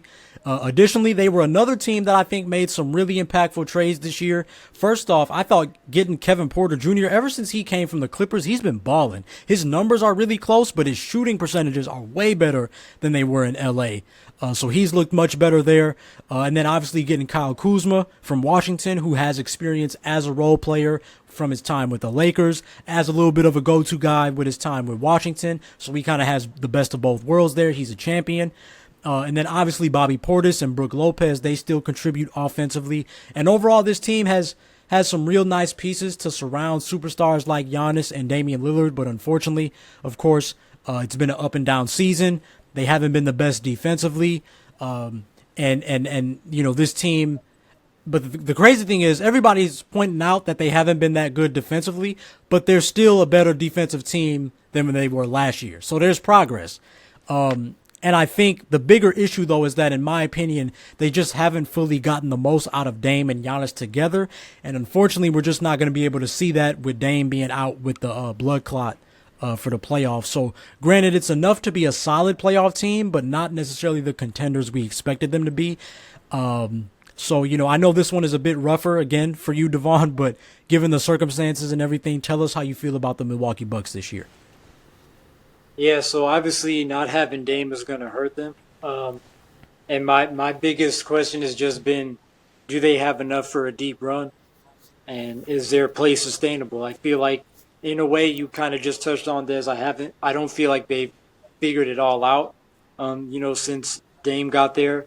They do have the NBA Cup to their name and played well there. But, I think it's just tough not having Dame this time. He was a big part of that. This is why you traded for him, for these times. And I think they can compete. They definitely have some solid role players. But, yeah, I'm just not sure how much they really have to make a good competitive run. And especially with how good Cleveland, Detroit, Boston, the Knicks have been. We always talk about the regular season doesn't matter, at this time. Everybody kind of starts at zero. But, I just thought it was interesting to note that, it was as of April 9th. And I don't know who they played their last game of the season. So maybe this would change. But they were 3-11 in the regular season versus the top four teams. So Cleveland, Boston, the Knicks, and the Pacers. But all three of those wins were against Indy. So they were really, yeah. So I'm like, that's my own thing with the Bucks is like they don't always look like if at all, like a team that can compete like with the guys that are up there that you'll be competing with. So, yeah. Good stat, Vaughn. Yeah, man. I think that's there's still some holes. They don't have the same team that they had, obviously, when they last won it in 2021. But, yeah, man, I think they really just have to kind of just push Giannis and kind of go back to what they were doing, before they had Dame. Before they had Dame. So, they do have Kuzma, which is nice. They have guys that can kind of supplement Portis, Lopez, the shooters, but it's just is it enough for this stage of the season? That's well said, Devaughn. Good analysis there, and especially I didn't even think of that. Right, like you just really have to play how you did before. But again, you had Drew Holiday at the point, and the Bucks teams were always good when they had defensive point guards: Eric Bledsoe, Drew Holiday. But even then, like Kuzma, just filling that role of Chris Middleton. I mean, obviously he won't do the exact same things, but at least from a scoring standpoint, he can do some of those things. So I didn't even think about that, like, because I was ready to count the Bucks out. Like even Devaughn, like, because I was aware of that too, that they had won the season series versus the Pacers. And Johnny, you can jump on this too, bro. Like, how do y'all see it with this first round matchup being the Pacers? Like, is it going to line up with what they did in the regular season, or do y'all see like the Pacers knocking them out and just kind of getting them out of here? I think the Pacers are going to get them out of there. Like, especially not having Dame. Me too. Like, Me too. The Pacers going, yeah. Not saying it'll be a sweep, but like that. That's a tough matchup for Milwaukee. They already played really fast, like Come on, man. Mm-hmm. You'll have your work cut out for you for sure. Yeah, I mean, for sure, I think Halliburton needs to definitely take advantage of the opportunity not having an all-star guarding you as well. You know, Halliburton, you're the all-star point guard in the series. You should take this away because I could see Siakam having his hands full. Because I see Siakam actually guarding Giannis. They might put Turner on Giannis. They might.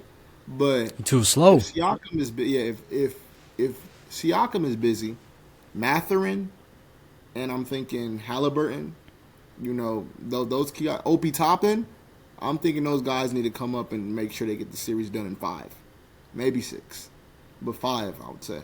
I agree with that, Johnny. I agree with that. So Devaughn, my big question for you is: so given the circumstances, what would you say is the Bucks' goal with this playoff run? Like now having to go without star point guard Damian Lillard. Like Devaughn, if you were a coach in that locker room, or even, you know, if you were a vet in that locker room, Devaughn, like what would you say? Like how would you rally the Bucks and what would you make your goal for this playoff run? Man, I would probably just be like, just compete. Make it as competitive. Like, don't give up just because the last thing I want to see y'all do is give up. Like, you know, that can be really easy to do when it seems like everything is against you. But, like, if you really want the chance like you say you do, you know, we put in all this time, like, every day in practices and stuff and film. Like, the last thing we do is give up. And, you know, Dame wouldn't want that either. You know, he wouldn't expect us or want us to do that either. Like, as long as we here, you know, we qualified for a playoff spot. Like, as long as we here, you know, we got work to do. So, like, let's do it.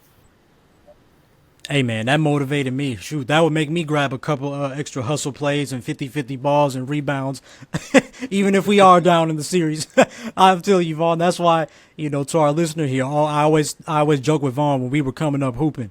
You know, obviously you hear me call him the point guard, but Vaughn always had that personality of like being a true veteran. Like I always see him like a Mike Conley or a Steph Curry from a leadership standpoint. So you know, Devaughn, you get to show it off on Hit to the Games right here. So I'm definitely with that. You know, you can't hang your head low.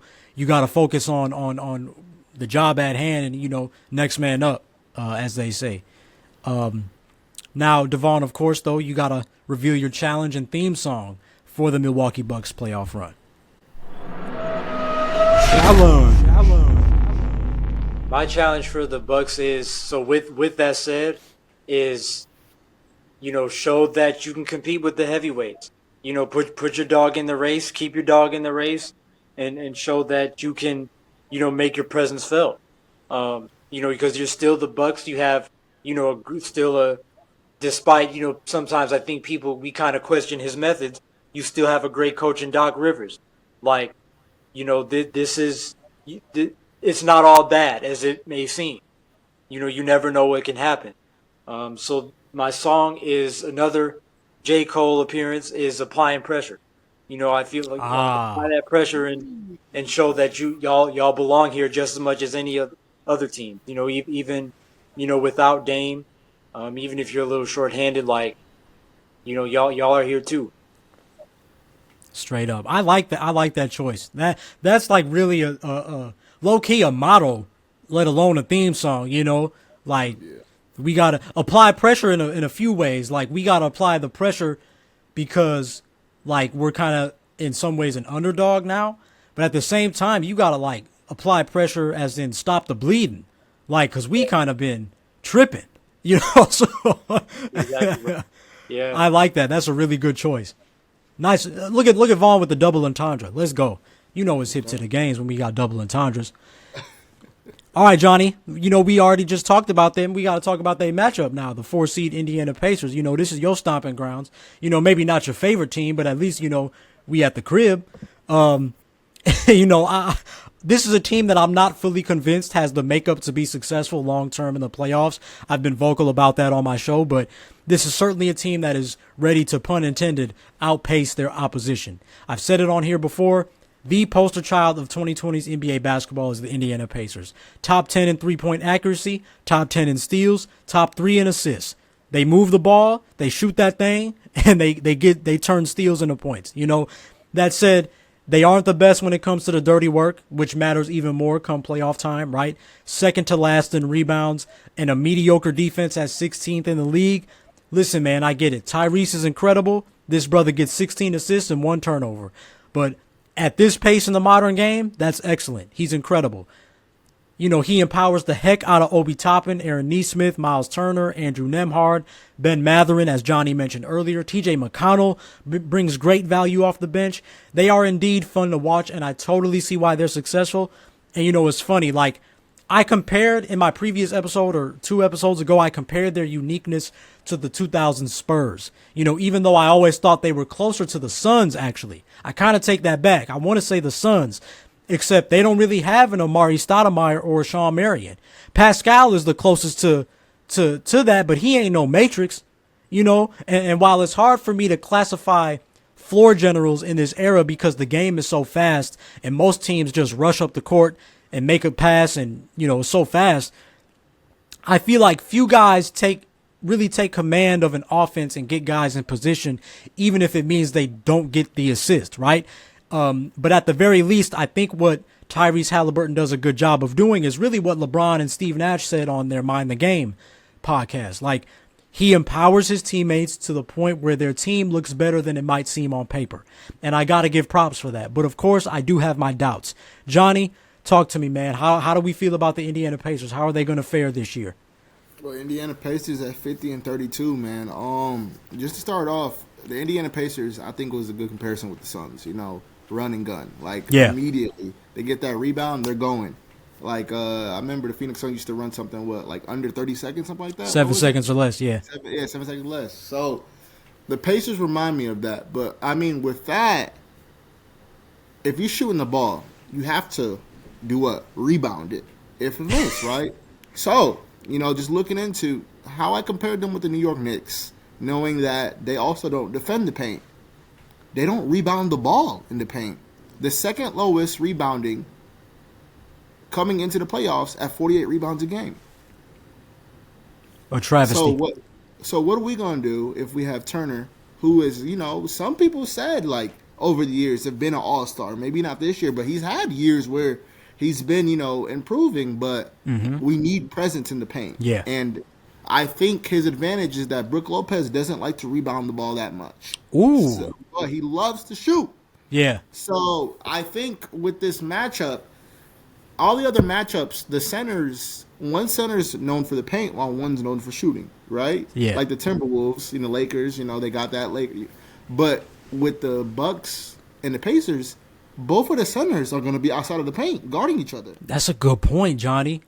So that paint should be wide open. So I'm expecting Tyrese Halliburton not only to pass it, but if you got Ryan Wallins guarding you, who is a rookie, who is shorter than Halliburton as well, a little bump and a layup should be there. You know what I mean? It should be there. So I do think going into the series, no Dame, do you just consider just double teaming Giannis every possession to see who is gonna be doing that? Like who's gonna be the other person to be a problem? See, okay, Johnny, I love that you said that, bro. That is a good assessment, because let's take it further.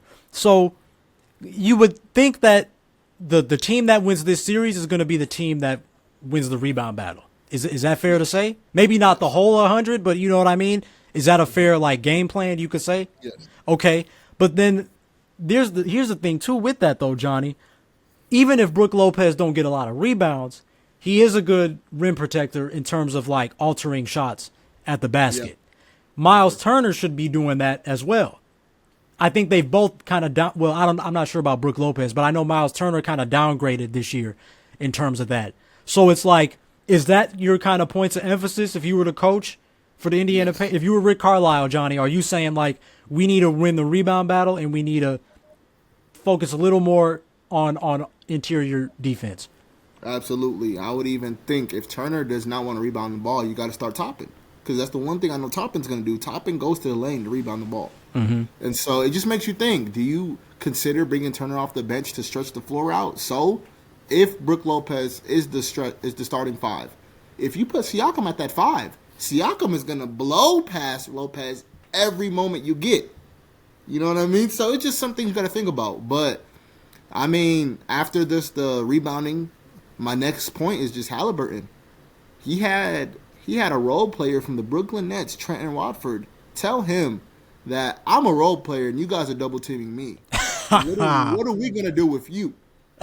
You're having a down year. Well, the year is over now. It's time to have a good playoff series. So give me better than 18. Well, he has been balling. He kind of like Jalen Green since January, maybe even December. Has been up. But I'm with you, Johnny. I kind of feel, because again, the thing with the Pacers, y'all about to have another playoff series where a star is hurt. Like, nobody is going to take you seriously until you beat somebody full strength.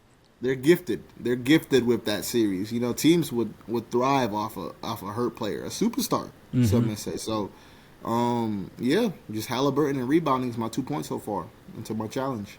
Good stuff, Johnny. Okay, but my big question is, so what did the Pacers have to do to show that they are a legit contender in the East? I would say have a solid 8-man rotation.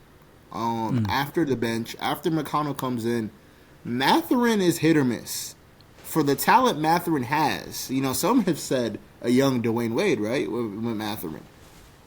Is Mathurin going to be the problem that excludes Kyle Kuzma? Because I do expect Kyle Kuzma to have somewhat of a good series. Yeah, he's going to have to. Now, is he going to make it? Because at times, I did watch the Wizards a lot the last 2 seasons because I love the idea of the young movement. Kyle Kuzma took a lot of shots to where he knew he could take because he had the shot to take. That didn't mean it was a good shot. And I've seen some Milwaukee Bucks games. He has matured in shot making, but he has taken some shots that does not match the offense. So with no Dame, are you going to start taking more rush shots because the offense is slower? That's something I'm thinking about. Okay, shot selection is a big key there. I'm with that. That's the thing about Kyle Kuzma, man. He ain't afraid to take those, and you like that. Giannis needs that, but he can be a little over. He can overdo it at times. Devaughn, did you have anything you might have wanted to chime in on anything? Yeah, I mean, I think the thing about the Pacers, again, I just the sustainability of their play. I think Johnny brought up some really great points. You and Johnny brought up some really great points. Things to look out for in potential matchups and things. But yeah, they're probably one of the teams I'm like most curious about. Like, and I'll really be paying close attention to because of how they play, how they're structured, and like the fact that they score a lot of points. Like they're really good, but but there's also some questions there. So yeah, man, it'll be interesting to see how it all plays out. All right, Johnny, please reveal your challenge and theme song for the Indiana Pacers playoff run.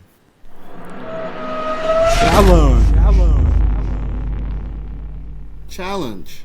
I want to wake up in a week from now, and when I see that the Pacers have won this series, I want to see that Halliburton was the reason why. Ooh. Down year, more like good postseason. I want to see 20, not 17 from Halliburton like the season has been. I want to see a 20-point. So I'm challenging him to be that guy that someone said, man, I wish Dame was playing. Ooh, okay. Second challenge. He killing them with the McDoubles today. Keep that low turnover rate. Right now, they average 13% of their game out of the 48 minutes is a turnover. One of the lowest turnover teams in the NBA. And that just comes from Halliburton and TJ McConnell. I saw that their assist to pass ratio was 5. So out of every 5 shots, they get an assist. So keep that percentage low. Do not let Milwaukee's speed actually make you overpass. So I'm challenging you guys to take that 13 and lower it to even 10. Protect the pill. I like it. What's that theme song, though? You know, and I feel like today's just been a J. Cole type of day, man. Oh, you got to give me something else, man. But the song was Middle Child. The reason why I say Middle Child, you know how the lyrics go. People been kicking me out. Yeah. Rolling my clips. And I feel like just as similar to what Devaughn saying would count me out. The Pacers are that team that last year they were a team where we said, man, are they gonna win the Eastern Conference Finals? You know? And so just to make you think, are they just a few steps away from getting that energy back playing in Indiana? Are they still the same team as last year, but they just haven't really just been doing repetition? Are they really the middle child of this playoff series? That's what I'm thinking. And is that also wordplay on like middle child? You know, there's like stereotypes about the middle child where they get forgotten. Does that play in with the? Yes, a little bit of like a male Cinderella. Since you were talking about Cinderella as well, how Cinderella is the forgotten sister, but they need the right shoe. So, is this the right series to get the Pacers back in motion? I like it. See, it all makes sense. Okay, it all makes sense here on Hip to the Games. I like it, Johnny. You know, we had to flesh that out a little bit, but you were ready for me. I like it. You're prepared. All right, fellas, this is the last team, man. I got the Detroit Pistons at the 6th seed. Last but certainly not the least, the gritty, up-and-coming Detroit Pistons, man. One of my favorite teams to watch this year. This team tripled their win total from the previous season, and that hasn't been done in NBA history at all. I mean, to come from such a sad season last year to avoiding the play-in this year is such a credit to the players that stuck it out and Coach J.B. Bickerstaff for bringing new energy and leadership for this new era that they're starting to build. You know, Cade, he was healthy for the most part and his impact showed. First-time All-Star, old-school game. He got better post-game than 90% of these big men out here, you know. He's got flashes of that LeBron effect where you can build around him. He's a big guard, great leader. He's going to be great, man. Malik Beasley having one of his best seasons of his career, you know, but I mean, the grit and the defense and energy that guys like Jalen Duren, Asar Thompson, Isaiah Stewart, yes, he actually does play basketball. He don't just be throwing punches. You know, he can block shots. He can knock down threes on occasion. You know, great touch around the basket. Dennis Schroeder, Ron Holland, you know, they bring that perfect, you know, it's perfect for the kind of basketball that they were always known for. You know, and I've said it all year. They play my kind of basketball. They're not afraid to slow it down, make it tough, and that's what the playoffs are all about. Again, probably why they're almost a favored underdog against the New York Knicks. You know, I voiced a lot of this in my previous episode. Top 10 defense, top 15 offense. They are rock solid, man. But like every team, I do have my worries. First off, Jalen Duren, not only has he had a down year rebounding, still really good, but he had a down year rebounding coming from 11 to about over 10 last time I checked. But, you know, the thing is, he hasn't developed a post game either. And I wish I could just get on top of Mount Everest and yell, post game still matters. A lot of his points come off lobs and dump offs. But as strong as he is, I would like to see him attack undersized defenders and especially thinner matchups like a Jarrett Allen, like a Evan Mobley, right? We're in an era now where it's no longer mandatory to be strong. You know, Devaughn, I think we kind of talk about this all the time. The NBA we grew up watching, you had to lift weights. Like, if you didn't come in the next season 10 pounds, especially like those first 4 or 5 years in the league, if you didn't come in each season with some gain in weight and all those things, it was going to show. But we're not in an NBA that's like that no more. So if I'm Jalen Duren, if the Jarrett Allens, the Chet Holmgrens, the Wembys, they don't want to add muscle, I'm going to work. I'm putting this bicep straight through your rib cage. Like, I'm going to make you want to get bigger in the offseason. See, again, Devaughn, you know, Johnny, I'm not sure if you tend to favor the old soul stuff like I do, but, you know, that's how our NBA used to be, man. Ben Wallace knocked the wind out of me and made me get in the weight room that summer. Dwight Howard bruised me up so bad, I had to get stronger. You know, you don't really get that nowadays. So I feel like Jalen Duren can open up not only his individual game that way, but give the Pistons another dynamic to work with in the half court, especially if they fail to get a shot creator this offseason. So it's something to think about for the future. And that's actually my next point. In a playoff environment, you need somebody that can score in a phone booth. Cade can only do so much. And Dennis Schroeder is more of a slasher. He got mid-range game a little bit, but he ain't like a bucket getter. You know, even big picture with Jaden Ivey, he's a slasher. Hardaway and Beasley are shooters. Tobias Harris is really the only one with that mid-range arsenal, and even then, he only gets so many touches. And this is the same thing LeBron struggled with in his first stint in Cleveland. It's no surprise he won championships once he got a guy like D. Wade and eventually Kyrie Irving. Somebody that can give me a bucket every trip down alongside me. And the Pistons lack some of that offensive dexterity that can make or break a playoff run. So it may have flown in 2005. The league was different. But in 2025, not so much. All that said, though, I love that they're never truly out of games because their defense, and that always keeps them, you know, they just keep fighting. So to me, they have a chance against anybody. Anybody. Teams like Indy and New York will be tough, but funny enough, I think those are still winnable first round upsets if you ask me, or even second round appearances, whatever the way the ball bounces. But did you guys have any thoughts you want to add about the Detroit Pistons? Anything y'all feeling? No, you hit on the dot for me. That's some big predictions. New York and Indy. I like that. I got nothing, brother. Indy gave him some trouble, so you know that makes me nervous. But they would still be good series. You know, Devaughn. I feel like you had some positive feedback, Vaughn. What's on your mind?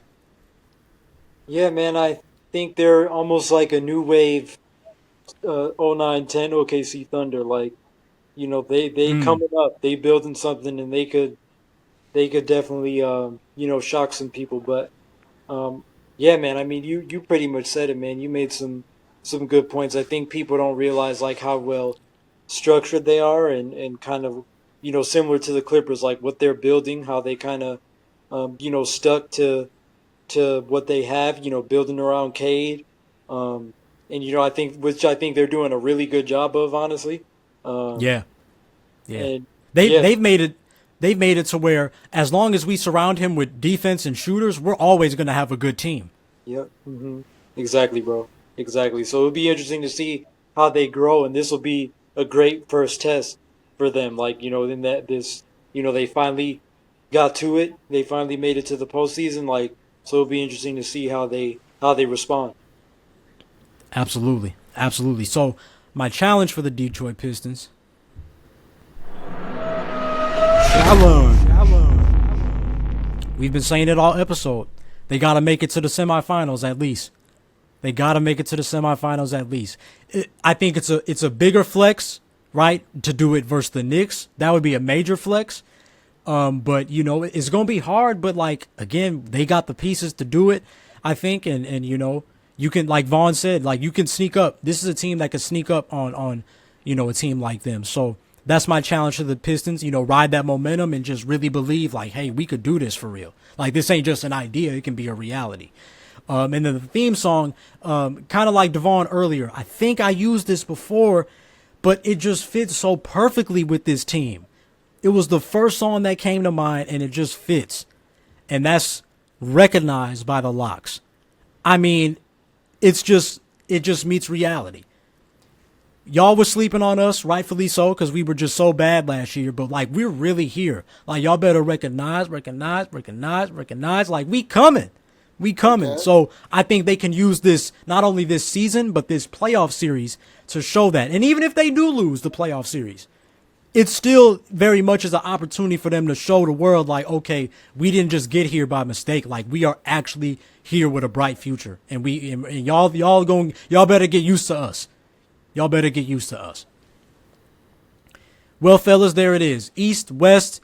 There's so much for us and our listener here to keep their eyes on for the 2025 playoffs. And if I do say so myself, you ain't going to see another playoff preview like this. And now that it's all wrapped up, though, you got to talk to us. Be sure to share your thoughts on any of the teams, players, and analysis in the comments on the socials. I'll make sure to stay out on the lookout a bit extra because I know you got thoughts too. However you listened to this episode, whether you broke it up or did it in one sitting, I appreciate you. You know, I know it's a lot of content to digest, but it's all good. You know, we got the timestamps and everything, so you can listen to it, you know, throughout the playoffs, or if you want to tune into a certain series, whatever it is, I appreciate it. But real quick, before we wrap things up fully, fellas, everybody should remember my finals prediction, in which I had the Celtics over the Thunder in 6 games before the season. But as we always do, we need to hear yours. Devaughn, Johnny, give us your 2025 finals predictions. Man, I'm gonna say that's tough, man. Because I feel like it would change, but I'm gonna say Celtics over. Yeah, so I'm gonna keep it the same. Celtics over Thunder in 6 games. I'll do this. I'll say the same. Okay. Any particular reason why? Just out of curiosity? It's just hard to see. Like I almost said Cleveland in OKC, but it's hard Ooh. for me. It's a little bit hard for me to see. Like if it was a Cleveland versus Boston Celtics conference finals, it would kind of hard for me to see Cleveland actually getting past like just what the Celtics have, especially if they stay healthy. And then as for the West side, it's kind of same thing. It's just, despite some of the concerns and things, it's just hard for me to see the Thunder not get all the way.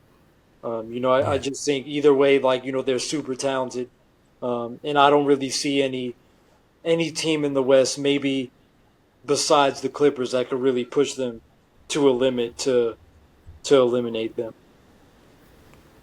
Word. Devaughn, you got a good point, though, about Cleveland. I wouldn't sleep on that, because Cleveland and OKC games, that first meeting was a movie. That second one was a blowout, but, like, that would still be a good series. They were the best teams in the league pretty much. So, Devaughn, I see you, though. I can tell that your Celtics, your wisdom took over. You were like, I want to just stick to, the champions, but so, Devaughn, I feel you either way, though. Either way, I think that would be a good series. Johnny, what are your thoughts? Finals prediction. I'm very similar with Devaughn. I could see the Celtics and Cavs going through it. I don't know if the Cavs have enough firepower to get 4 games straight, Mm-hmm. So I want to say Celtics and Clippers. Celtics and Clippers? In how many games? I think that goes 6. 6 or 7. Like that, I don't think it's gonna be any less than 6. I'll say this: that's the one I want. That may not be the one I'm predicting, but that's the one I want. Yeah, I mean, the only reason I say that because if the Clippers get past the Nuggets, they got the Thunder. I believe if you put up the Thunder, you're going to the finals. Oh yeah. So pretty much, and that's the second round. So if the Clippers get past that, they're going to the finals. Like I truly believe that, and I like the Cavs over Celtics. I really do.